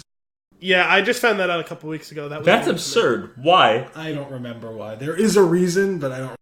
That's kind of funny. Yeah. Oh my god. Go on. Also, if you're going to ask where are they now, specifically, Thora Birch is on the new season of The Walking Dead. She's arguably the most. Right? Wait, who? Well, like outside of this.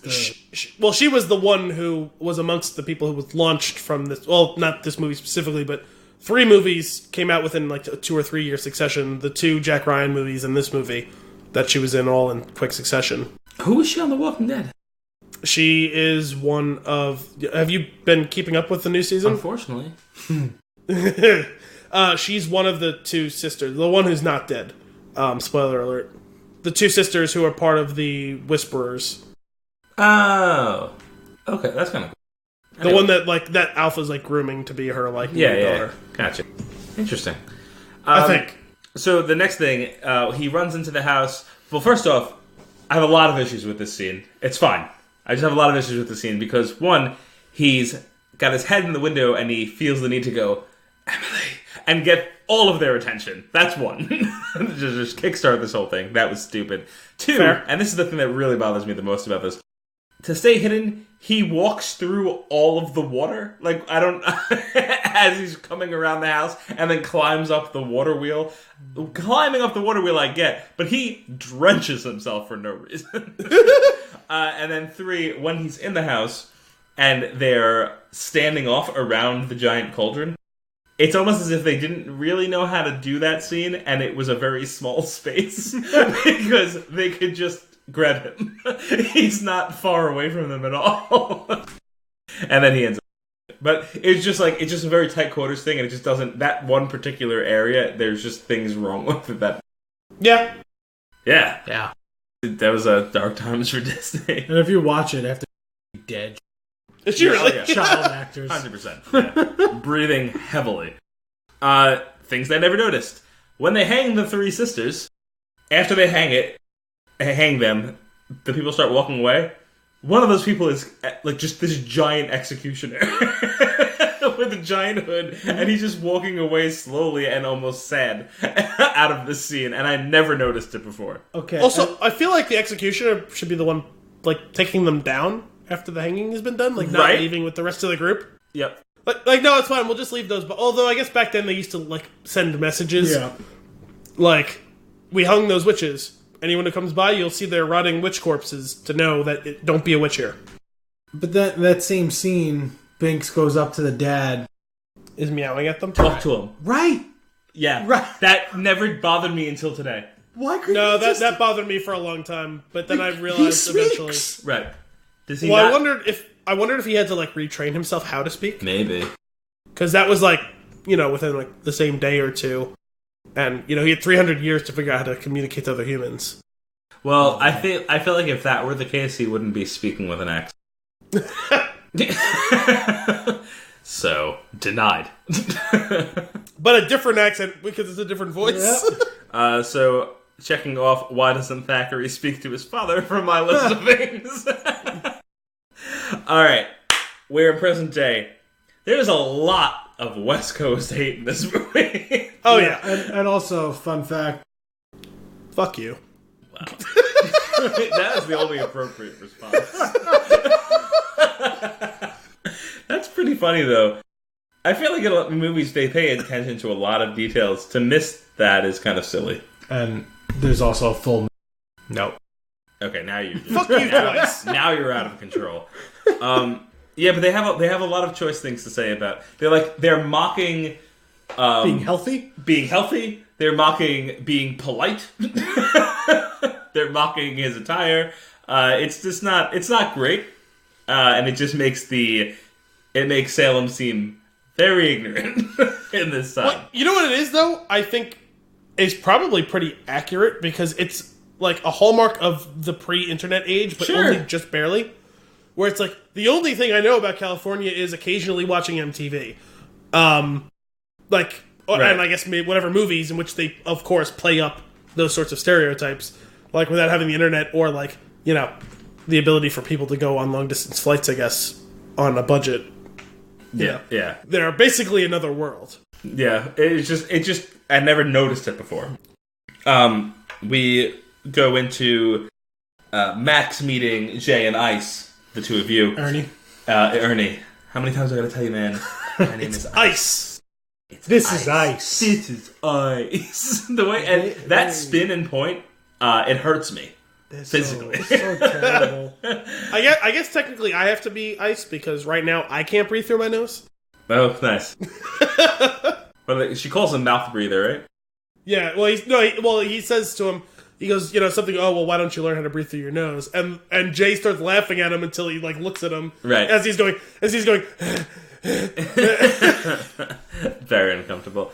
Another thing that it never dawned on me until this viewing, how out of touch the parents are with their kids. Wasn't he wearing shoes? Yes, Or something like I have that line right here. He wasn't wearing any shoes. Well, it must be some sort of protest. Why wouldn't you ask about his shoes? There's something weird going on there. Also, who steals shoes? Also, they wouldn't be the same size. No, 100% not. And riding home on your bike with socks would be painful. Following up, we're in Max's room. We get our introduction to Danny, If you go back, though, circle back. Max giving the note to Alice with his number, and then Allison giving it back. After you've seen the movie 50 times a year, you realize they're different notes. really? Amazing. They both say Max Dennison and the number, but they're written differently on, different size. That's Continuity errors. Yep. So, By the way, these things that we're all talking about, it's further reasons why I always just assumed this was a TV movie. right. Yeah. Accurate. So we meet Danny in Max's bedroom, where she scares him by sneaking out of the closet, which was a cool thriller scene, having the camera in the closet looking through the slats. I like that. Remind you that this is a spooky movie. Not super very spooky, clearly meant to be an homage to the slasher movies of the 80s, which weren't that far in the rear view. which was also great when she bursts through the door and scares the crap out of him, and then she dies on the bed and she goes, "Kiss me, I'm Alice." Weird. Very awkward, but it's also very funny. Yeah, was anyone else, even from when they were rather young, been there's some weird sexual Yeah, I didn't like undertones, that. here going on. I don't like this. In that scene, and also the scene where Binks gives her a kiss on the cheek at the end, and it just lingers a little too long. A little less because he's a ghost, but yes. Also, he gets a ghost pass. Also, why is she so upset? I'm saying yes, because he had no ability to act on it, he gets a ghost pass. Because they just moved across the country, and she had one friend, and now he's dead. For it was her special magical talking cat friend who died. 6 hours. Sure. Well, Yeah, but three, it's because he died halfway between, and she thought she lost him already. also you remember the whole thing from Speed, which came out a year later, about how heightened situations cause forced feelings and emotions that don't hold up over time, and now impressionable youth adds to that even more.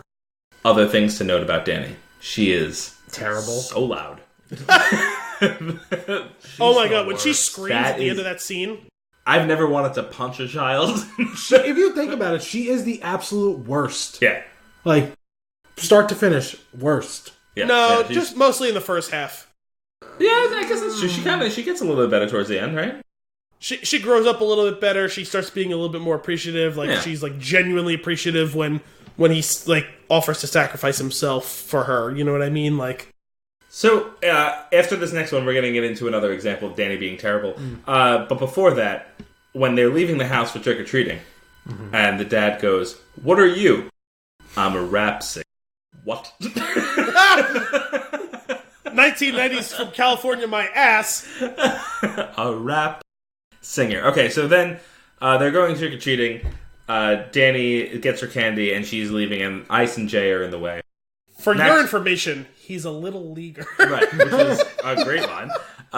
But after that whole sitch, and they walk away. Also, Max doesn't try. This is poorly shot. This one scene because I think he's supposed to think that he's trying to leave, and Ice steps in his way, but he just walks into him. Like he just straight up steps 3 steps into Ice's chest to get the scene to continue to move, and it's wrong. That being said, after that, they're going to the next house, and Danny says, "You should have punched him." To which Max replies, "They would have killed me." To which Danny replies, "At least you would have died like a man." And when I heard that this time, I went, "Damn, Danny, savage." Yeah, like she was like channeling her inner like Marlon Brando, like opening like of The Godfather. You could act like a man. And now I forgot. I didn't write this particular one down, but after that, he would say, "Collect your candy and get out of my life." He says something very mean, and I was like, "Ooh." And then there's that whole awkward scene in the hay patch. Again, sexual undertones. Weird. It's strange. Oh, when he goes after her. When she cries awkwardly. But also, when you talk about candy, Jay's like, "Jump out your stash." Who does that? Even in the 90s. Also, the high-fiving is very hard to They high-five. It's so too bad. When they go to Allison's house, they just walk in. They walk in the house. What is that? There was nothing that said walk in. Right. Did you notice this, Hal? I don't understand. Well, I forget because I did watch it like 2 weeks ago. But I've seen the movie a million times. You kind of ultimately internalize them and don't recall all the details. Right. I forget. Do they ring the doorbell first and then no one answers? They just walk in. It's pretty obvious that there's a party going on inside, right? So I was wondering. I couldn't remember if like they rang the bell and like there was no response because you're right. There was no like sign saying "come in." Nope. But then they walked in and there's clearly a bowl there for kids to take candy from, which they're about to steal all of. Yes. What was it? Because it was like full Snickers or some shit. It was full candy bars. Yeah, but like, it wasn't like the little bite-sized ones. Wasn't it like full bars? It was the good house on the block. It was the Bill Burr house. So that reminds me actually of the meme I see every year around this time online, where it's like the Grim Reaper like going to this house of like this little old lady, and he's got like his sickle out and he's ready to go, and like the woman is just handing out candy. He's like, no, I'm here to take your Oh, those are full Snickers. Never mind, we're good. So they just walk into that house. There's a couple. That's the scene with the Yabos. With the Yabos line. It's still so funny to me. Do you know? Weren't we talking about that last week or the week before? I think so. The party going on in the background. Do you see all their costumes? Yeah. They're like, the white like wigs, whatever the hell it's called. I feel like they just had costumes left over from the earlier shoot, like the shoot of the first scene of the movie, and they were like, well, let's just repurpose They're all dressed like that. Yeah. Well, I would assume, considering how up that up their own asses that town is about their history, like of being Salem and all that, and how clearly obsessed that family specifically is with, because didn't she say the mother used to run the Sanderson sisters historical landmark or whatever? I just assume that every year they throw a party in which it's a costume party where they all recreate the time. Because that's their history. And going back to that fan theory about Allison being a witch, there's a lot of pointers now that I'm thinking about. That ties into that too. Interesting. So they go to the Sanderson sisters' house to what is now which is the amount of cobwebs in there for something that was recently a museum. Yeah. A little absurd. More absurd. Max. Well, they never really said how long it had been since they shut it down. You said recently. Yeah, it was recent. Yeah, but like how much recent? Like 2 months. Regardless, it wouldn't be covered in like the entire thing would be covered in cobwebs. It was like it wasn't touched in 300 years. That's true. The issue that I take with this is that Max is just gonna steal that lighter. Yep. Kind of a dick move. Well, it's so many lighters. What's that? There was multiple lighters too, right? Well, it was because it was a gift shop, which is also a reason why it shouldn't have been covered in cobwebs. Like that. Also, that shouldn't be filled. That's a good point. Well, I mean, I don't know if they just decided to close it down because people weren't coming around anymore, like, whatever.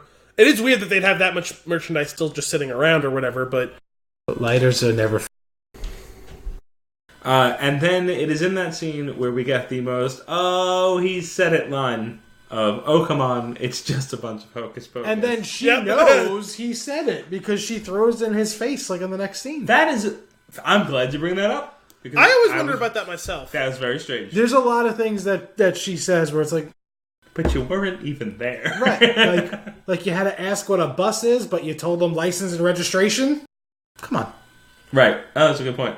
That's one of those, like, a little anachronistic, like, gags that's... Like, honestly, I'm willing to give him a pass because it's funny. Well, yeah, as part of those things, when they don't understand the concept of the road... Yes. And they think it's a black river. That's a great scene. And then she throws her into the river. Yeah. Like, so savage. And she is very creepily and uncomfortably boy crazy. That one witch. What was her name? Sarah Jessica? No, the witch. Isn't she Sarah? Yeah, I think it is. I think Sarah Jessica plays Sarah. Awesome. Yep. Yeah. So, Shocked by the Road, pretty great.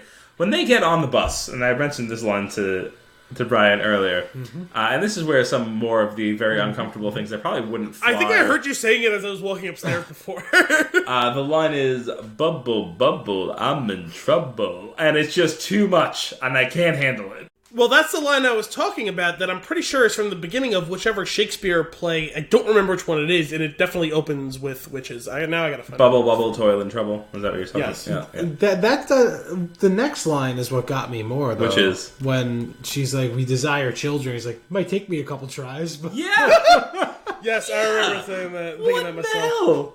That was absurd. Speed bump! Macbeth, that's the one. Macbeth. The Song of the Witches from the beginning of Macbeth. The speed bump. That's horrible. When Binks dies. Also, Max, taking it real hard. It's all my fault. Yeah. It's all my fault. I mean, it is. But, like, they keep, like, the virgin jokes. He's in high school. Like, he probably should be a virgin. Yeah, and, like, you didn't get the impression that, like, he's a senior in high school either. Like, right. Like, they're probably, what, like, sophomores maybe? Like, juniors, I guess? It was a little hard on him for being a virgin. Maybe this is like another West Coast the best line is when the fake cop, when he's talking to him, he goes, and he pulls him aside. I just have one question. Are you really a virgin? He's like, yeah, I'll get it tattooed to my forehead. And then they even throw it in one last time at the end when Ghost Binks is walking with the sisters. Like, I had to wait 300 years for a virgin to light a candle. They throwed that in. Threw it. Yeah, they won't let him live that one down. Also, that cop impersonating an officer, real bad. That's a crime. Bad dude. I lay my life on the line. Well, a couple of he kids was just just doing it to a bunch yanking of my kids. chain. So one scene. Also, go ahead. Well, I was gonna say, just with that very specific scene, real quick. The second most annoying sound in this movie, behind that opening scene where Danny screams, the second most annoying sound is the girl laughing when he tells him, "Oh, it's just a bunch of kids. They thought it was a real cop," and she's like, Yeah. And I was like, "Oh my god!" It's just like another reason why I thought it was a TV movie. Yep. Yes. Yep. A scene that I was excited to talk to, especially Anthony, about. Sorry, Al. It's Set this one out. It's the end of the scene I want to talk to Anthony about. But when they think they kill them at the school, they put them in an incinerator and are just gleeful about it. Yep. They're witches, dancing. man. Yeah. Did you see what they were dancing in front of? An incinerator? No, it's outside. Like, outside the school. They're dancing in front of something very specific. I don't think I noticed. The fountain from Friends. What? Yes. What? I think you might be right, actually. I don't think I've ever read that anywhere, but I do remember at one point saying, this fountain feels familiar, and I don't think I ever followed up on it. I did follow up on it, because I had that same thought. I'm like, that looks like we had just watched... That's amazing. We were watching Friends, and we watched Hocus Pocus, and vice versa, and I'm like, that's definitely it. And I Googled it, and it's the same fountain. That's fantastic. Yeah, but I'm good with them dancing gleefully because they already heard the story from Binks saying, Oh yeah, they're actual witches. And by the way, you guys know that because you brought them back from the dead by lighting a candle that burns black. And oh yeah, she murdered the shit out of my sister who was like 8 and then turned me into a cat for 300 years. Right. I feel like they're okay with dancing on their graves. That's fine. Sure. But so they're hunting. Also, they were hunting them that whole time and they sent a zombie after them. But so they were hung in the beginning, right? They make the stupid jokes about it, like, cat got my tongue, that crap. Oh whatever. my god, yeah. But there's a 3 of them and a crowd of people, and they can't manipulate the crowd. Meanwhile, in present day, there's a 3 of them and a crowd of people, and they're just all under a spell. Why couldn't they do that? Which, by the way, absolutely electric scene, by the way. That whole situation, I put a spell on you. It's so good. Good song. It was fantastic. Like, Bette Midler just owns the whole fucking room. Also, and the parents just still have no concept of what's gone on, which is I awesome. know. Oh my god, is Danny okay? Yeah, no, she's fine. Oh, then whatever, man. Like, Yeah, I see it. That's really funny. He showed me the well, picture you know that like, considering that it was unspoken, but you know that it was all like totally supposed to be like those 2 parents are like potheads from California. Oh yeah, 100%. Yeah. Well, when they leave the party in like the credits, basically, they're just the post-credit scene. I thought they partied hard in California, in LA. Yeah. And I was like, oh my god, it's just absurd. Wait, first of all, was that the first ever post-credit scene? It's not I post. don't think it's post. It's like it's like right as it's starting. Mid-credit, whatever. Like, but before that, when they're running through the town, this is one of the probably in my opinion the most charming scene is when they meet Satan and they think it's Satan. I think that is tremendous. And the Sanderson sisters. Yeah. So they come in the house and they're It's such a weird scene on many levels. Here's the line though. This is what I wanted to bring up to you that I had never heard before. Where Mary goes, "Sisters, Satan has married Medusa. See the snakes in her hair?" Do you know that the actor and actress that are married there are siblings? Yeah. Oh, yeah. It's Laverne from Laverne and Shirley. It's strange. And her brother, who was also a famous television actor from the 70s or whatever. They're very funny characters. Yeah. And when she sicks this is a great scene. When she sicks the dog after them, and the dog runs after them, and then he puts 2 paws on the pumpkin as he barks on them. It's just adorable. What show was Mary watching? She was watching TV. I don't remember. Oh, I remember wasn't the commercial with the baby running and the it was like a famous walker? commercial. Yeah. Oh my god, that is big. Okay, so yeah, we get into the. It was Gary Marshall and Penny Marshall. Penny Marshall was from Laverne and Shirley, and he was from something else. Happy Days, I think. Or no, he wrote on Happy Days, I guess. I don't know. So we get to the party. They put a spell on you. It is a great scene. Both versions of the song being sung are awesome. And then we incinerate. Oh, where she sings it like first, like a cappella or whatever. Oh no, all 3. I mean, even like the band that's playing it first, because they're playing it when they walk in. Oh yeah. Oh, but then they stop and she's doing it like on her own, and then they turn it on to this whole big production, and she's singing it or whatever. It's so good. And then when they oh my god, it's just a fun scene. They burn the sisters and they celebrate and dance on them. That was a tough scene to watch. The incinerator? Yeah. Well, here's what I like about this now. You think like the movie could be over at this point. Mm-hmm. Yeah. And then it just goes on for another act, which is really... And the movie would have been over if they didn't open the damn book. No. Yeah. They didn't know where they were, and then they opened the book, and the book let them... They would have just died from the sunrise in their house. Oh, okay. I suppose that's possible. But I meant like the incinerator was never going to kill them, I guess. Oh, right. No. Yeah. But they didn't know where they were. But then they opened the book. Yeah, I still feel like they probably would have found some way to find them. They still had time. Well, I feel like they were just accepting their demise until they saw the beam from the book. Yeah, they were. You're right. She's that like, seems actually really funny. Yes. Doomed. Let's walk around and say goodbye to everything. Goodbye, Cauldron. Goodbye. Oh, I also like that scene earlier on where they were trying to recreate the potion. Oh, and Dead Man's Chungs? Yeah, the Dead Man. Oh, yeah, Dead Man's Chungs. But no, when chungs? They're doing oh my god, what are they going to do to us? And Sarah goes, going to cut off our chungs. Dead Man's toes. And it's right. And it's just like, shut up. Dead Man's toes. Dead Man's nose. Dead Man's Chungs. Buns Chungs. What are was chungs? one.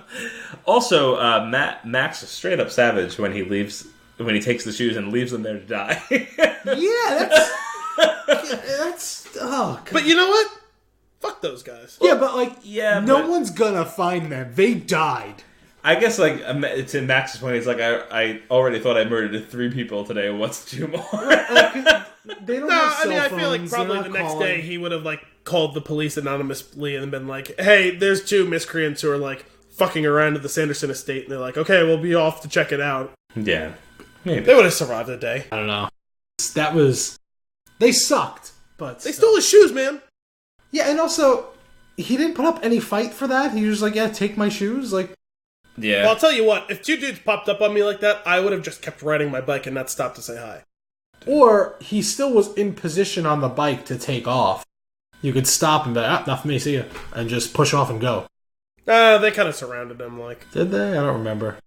Once he stopped and let them roll up on him, like, he was pretty much... They also seemed harmless by their introductions at first. Sure, but on the other hand, like, you're in the middle of nowhere, so you're not going to fuck with 2 guys. Like, it's not like he was exactly, like, any sort of, like, fit dude who's going to beat up 2 Took other down dudes 3 who witches. are- Yeah. Wait a minute. They're... They stop him in the cemetery, right? Yes. So they're just chilling there? Yeah, Yes. also, why is he riding through the cemetery? Yeah, it's just disrespectful. They should take Well, his he's shoes. only lived in this town for, like, a week. He probably doesn't know where he's going and shit. I mean, you know if you're going through a cemetery. Yeah. It's fairly obvious. Well, yeah, but once you're in the cemetery, How you know cool you have is to go his that room, direction. by the way? His room is amazing. You know what's not amazing? When he runs up the stairs and sulks. In that early scene when Danny's, like, wants him to go out with him trick-or-treating. Oh, yeah. and he, like, Oh, yeah, storms yeah. up No, the that- steps. That was the angstiest bullshit in the It world. is hard to We watch. went to Salem a couple weeks ago and went by the houses. Do you know that house is a corner house on the water? Like, on the ocean? That's pretty cool. Really? Yeah. It's always funny, like, with those things out of context. So that house is an actual house. Like, people live in that house. Like, normal people And live. Brian's rolling up front. They're like, go away! Well, Miracle Max style. you gotta... a lot of people roll up on that house and take pictures. It looks head-on, like, right out of the movie, but the scenery is wildly different. That's funny. And then her house... It's amazing when they do shit like that. Like the same thing happened with the movie Michael Clayton. One of the scenes was shot like 2 minutes from my house. It's the scene with the big open field with the horses, with the big the metal like structure behind the train tracks. That's like not even a mile from my house. And when I watched that scene in the movie, I was like, oh my god, it looks completely different because they cut out like there's a whole bunch of houses near there. There's like a whole like other side of the street and everything that's going on. It's all just gone and it's just wide open field. It's like it could not be any more different. It looks like it's in like this beautiful like countryside of like Ireland, which is not how this looks like over here at all. Like the bridge itself looks cool as shit, and that's why they took the shot there. But it's like I feel like they dramatically altered that. knowing the surroundings of where a movie's taking place just fucks with you for the whole movie. Like, Oh, yeah. Staten Island Summer. I don't know if Oh you my ever God. saw that. It's really funny. But it's so big. They walk from the Great Kill Swim Club to the Verrazano Bridge. Yeah. Not possible. Yeah. Well, possible, but not Not happening. accurate. Well, Right. remember the time we rode bikes? Yeah. Woo! That was a mistake. Yeah, we rode bikes, didn't get... Well, we got far and then realized we had to get back. Yeah. So we took our bikes onto the train and then got yelled at by a man that we're supposed to ride the bikes, not get on the train. Nice. And it's just like, you riding back, guy. Sorry, just circling back. You said Clayton before, Michael. And Yes. anytime I hear that name, which is not often, but when I do hear that name, all I can think about is Saving Silverman. Do you remember the line in Saving Silverman with Clayton? No. The 2 friends that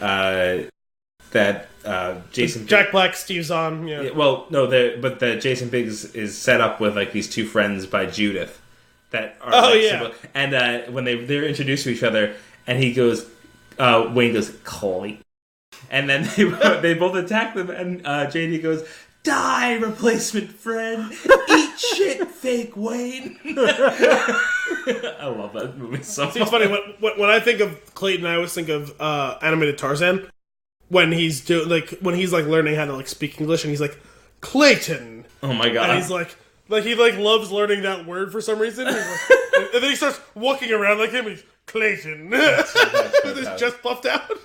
There is one character that we've failed to mention or like not dive into. That's Billy. Who is just, it's just a funny character, and I love it. And he's absolutely just getting wrecked the entire movie. And when he finally catches Max so that he can slit the stitches open in his mouth to tell her off, it is incredible. And only topped by the scene where he goes to sleep again. Yeah. And he just yawns and he falls back into the grave. I can't believe that's real moths in his mouth. That's. I can't believe that I only found out a couple of weeks ago that that's Doug Jones. Who is it? Obviously, that name didn't have any weight for you guys. That's Doug Jones, famed creature actor who's in like all of the Guillermo del Toro movies, in which he was like Abe Sapien. Oh, is it really? The fish creature from what's it called? The color, Shape of Water. The Shape of Water. Shape of Water. This is a silly joke movie, but a joke for Jay and Silent Bob reboot. But he refers to The Shape of Water, and he does the fish fins with his hands, and then he does the little blowjob motion to reference it. Yeah, he's also what's it called? The Pan's Labyrinth. He's the weird creature with the hands that have the eyes in it and shit like that. Yes. Who is that? Sorry. As we were scrolling through IMDb because I wanted to pull it up, and now I know who you're talking about. I was showing him that it's a Thackeray Binks voice, and now he's probably going to be going, oh, that guy! Jason Marsden. Who played Jason somewhere. He played Max Goofy. He was also... He's a voice actor. In the Goofy movie? His name was Jason somewhere else. In the Goofy movie, yeah. Where you're going to say, oh! Where was it also Jason? Where you're going to recognize him from. You're going to... Down? How far down do I have to go? Childhood down. Who's in Reaper of Souls? Beware the Batman. Young Bruce Wayne. Yeah, interesting. Yeah, DuckTales Remastered. Keep going, damn it. Childhood. How far down do I have to go for this? Oh my god. This guy works. Holy shit. The Mask. He was in the TV Mask? series. There was a TV show for The Mask? It was a comic. It was a cartoon. Oh my god, there was that. Yeah. The Legend of Tarzan. Grace. Yeah, I'm not fine. Spies. Why don't you just tell me? He was in Boy Meets World. World. Just tell me the name of the movie. He was in Boy Meets World. He was Eric's friend. Oh my god. When did Boy Meets World come out that I can't find it? Hang on. I gotta look at the picture. Oh my god. That's really funny. That he was only in like 1 or 2 seasons, right? And then like maybe came back a little bit. He came back. He was only on a few episodes. Yeah, that's really funny. This guy is credited though 207 actor credits. That's like Nick Cage status. Yeah, that's up there. That is insane. What's this counter at now? Good for him. What's Nick Cage? That guy works. Let's find out what Nick Cage is up to these days. Who did we find that was like extremely higher than him? Oh man, I think Trejo. Was it Danny Trejo? That's not. It's Nicolas Cage. Was it Danny Trejo? I feel like so. This was back when we did when we were doing the shit show. We would check in periodically with certain actors to find out how many credits they have on IMDb, and like we always just assumed that Nicolas Cage had just the highest because he was in so many ridiculous things. Samuel Jackson obviously was up there as well, but then I forgot who we only 104. Look up Danny Trejo. I feel like it was him. Okay, so we'll look up Danny Trejo. Well, the thing is, it depends on if you're just talking about people who do live action stuff. Because if you look at people who do voiceover, there's people who have like 500 credits. Yeah. Well, all right. So Danny Trejo, 390 credits. Gee, insane. But I actually think it was who was the guy that played Dooku? What was his name? Christopher Lee. He's gonna have a big number. Christopher Lee. Let's see what he's at. What he was set in stone. Wow. I mean, I don't know. IMDb is being a little sluggish for me today. But he is 281. What's Sammy J at? Wow, that's still pretty incredible. It is. But see, like if you want to talk about a serious number, Jim Cummings, 548 acting credits. Now, that's predominantly voice acting, but still. Yeah. So I was watching Die Hard 3 earlier today. Samuel Jackson was in that. He's so good in that. That's a great Die Hard with a Vengeance? Yeah. Yeah. Okay, so last one we'll look up. Samuel Jackson, 188. So Danny Trejo. Danny Trejo. What was it, 390? That was absurd. Oh man, you were right though. You called it. So Billy getting his head knocked off, really funny, and then also here you go, Billy, as she picks up the head and hands it to him. Adorable. Also, when he gets his fucking hands or his fingers like crushed by the bus, and he's trying to. Yeah, because it was before he cut his mouth open.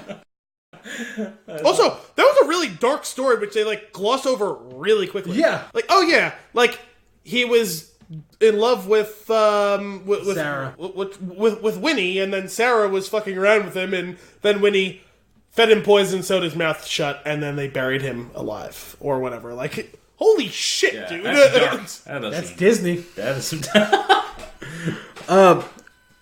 Do we know why? I don't think it's ever explained, or why Winnie turns to stone and the other two just disappear, and then she eventually does like blow up. But like, why did she turn to stone?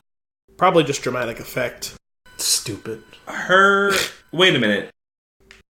Did she turn to stone because she landed on the hallowed ground? Oh, that's a possibility. The others the the other other two were flying. Well, then how'd she even land on the hallowed ground?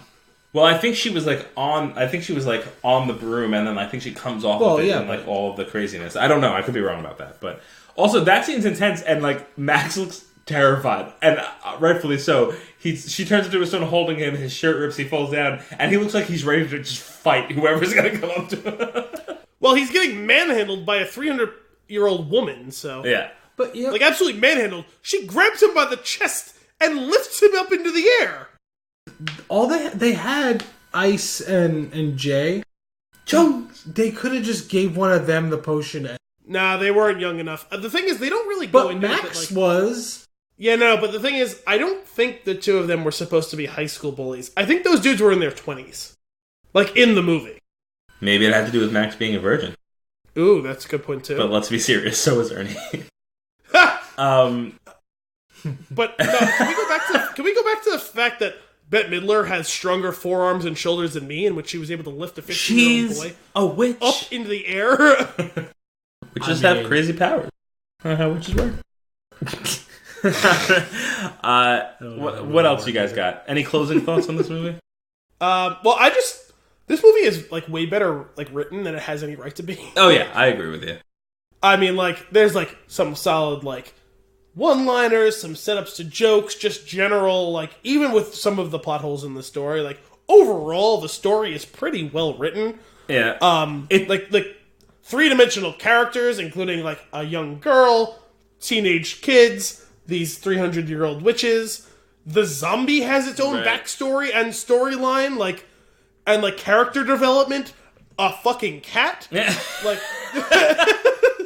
It's also like its own genre, right? Like this is the comedy, slightly spooky Halloween movie. Like it's its own. It started family comedy horror movie. Oh, really? They changed it during its development. It was like, I wonder if that's where some of those elements, like Billy's backstory and stuff, came It could from, be from the original draft of the movie. They should totally just drop an R-rated Hocus. That would be awesome. So Disney's making the sequel, right? Without the three of them, would you watch it? Yeah, probably not. I don't know if I would. Oh, I'm gonna watch it.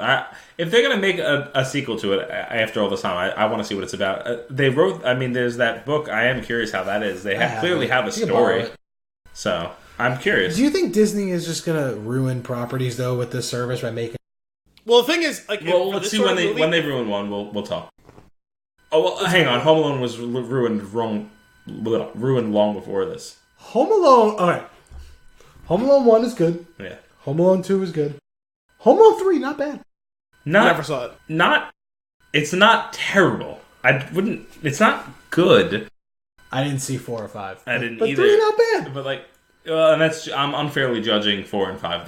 Yeah, they might be masterpieces. That's full. Let's not get ahead of Weren't ourselves. they like direct to video though? Like a lot of great movies. Or a lot of them. Like, might one or two of them be? Sure. Were a lot of them? Yes. I stand by it. Oh, like what? Like, what the hell is the name of that? Well, I'd just like to point out that neither of you can really think of one right this minute, can you? Well, I was going to go with the Scorpion King, like 3, 4, and 5 were all direct to video, so. There's that many of them? Yeah, there's at least 3. I think the Rock was only in the 1, right? I think they might have used stock footage of him in the second one. Fantastic. Well, just like they used stock footage of him in The Mummy 2. I like dumb B action movies that are straight whatever now, straight to digital. Yeah, but you wouldn't call them good movies, would you? Some of them. I feel like you're going to have to Give us one, and we'll have to. If you're gonna keep telling us that there's good ones, you have to give us at least one of them. All right. Well, okay. I will say the WWE production action movies are straight to digital. Pretty like the Marine, pretty good. Eliminators, pretty good. Eliminators is actually one of my favorite action movies. Eliminators is such a direct-to-video action movie. Robert Patrick. Let's see what kind of. Okay, we're getting a 4.7 out of 10 on IMDb. That can't be great. Oof. The most recent Marine movie was the most ridiculous thing I've ever seen in cinema. Which one? So I'm going to spoil the Marine 6 here. I'm sorry. Oh, no. How many are there? 6. Brian, I don't want to just make assumptions, but you're wrong about this. What, was that 6 Marines? That these movies are good. Eliminators is good. Eliminate. All right. What do we got here? Scott Adkins is he's the man. Stu I love him. Bennett. So anyway, the Marine 6. This is the most ridiculous thing I've ever seen in cinema. So, John Cena is the first Marine. I can't remember who plays the Marine in the Marine 2. And then the Marine 3 is another new person. It's not recasting, it's just different characters. And then the Marine 4 is the same character, is a new character, I'm sorry. And the Marine 5 is the same character. It was the first time they ever did that. And then the Marine 6 is the same character. So you start to like this character, or so they want you to, that in the end of the movie, he sacrifices himself for the mission, I guess. So he dies. I guess. Well, because a lot of things still could have went wrong after he did what he did. Okay, got it. So he died. This reminds me of the whole... Brian, I feel like we were talking about recently. Did you watch Always Sunny? Yes. Have you been watching this season? I haven't watched the most recent episode, but... Okay, neither did I. So you saw the episode with Thundergun, right? Yes. It's like the 5th Thundergun, but now it's a reboot, Yep. and they kill off Thundergun for Son of Thundergun. And they just don't get it. Yeah. So this is what this is sounding like to me an awful lot. So they kill him off for an older person. Did you ever watch wrestling? For a year. So do you remember Shawn Michaels? I know the name. Well, he was in it. He's older than this guy who also is a wrestler. And he dies so Shawn Michaels can live. Made no sense. Like, the older guy lived. They never do shit like that. Did he literally pass the torch to him? No. It always said they literally passed. Oh my god. But when the credits start, they show, all clips of the guy that died, through the movies. Kind of like the tribute they did for Paul Walker, but that was a real person that passed away. Mm-hmm. This was that kind of tribute for a character. Oh my god. Might have been the best part of all the movies. It was so well done. Yeah, it made me I Googled to make sure the actor was okay. You're gonna have to give us actually one movie. Eliminators. Okay. All right, that's the one we have to watch. I'll look into a couple other ones. You can get back to us, but you're gonna have to prove to us a movie that was good, a good movie that went straight to. Do you guys both like action movies though? Yeah, why not? Not as much as I used to, but I can enjoy an action movie like John Wick. I used to watch a lot of Steven Seagal. Not proud of that. Yeah, you did. I still watch new ones. Yeah. I've seen.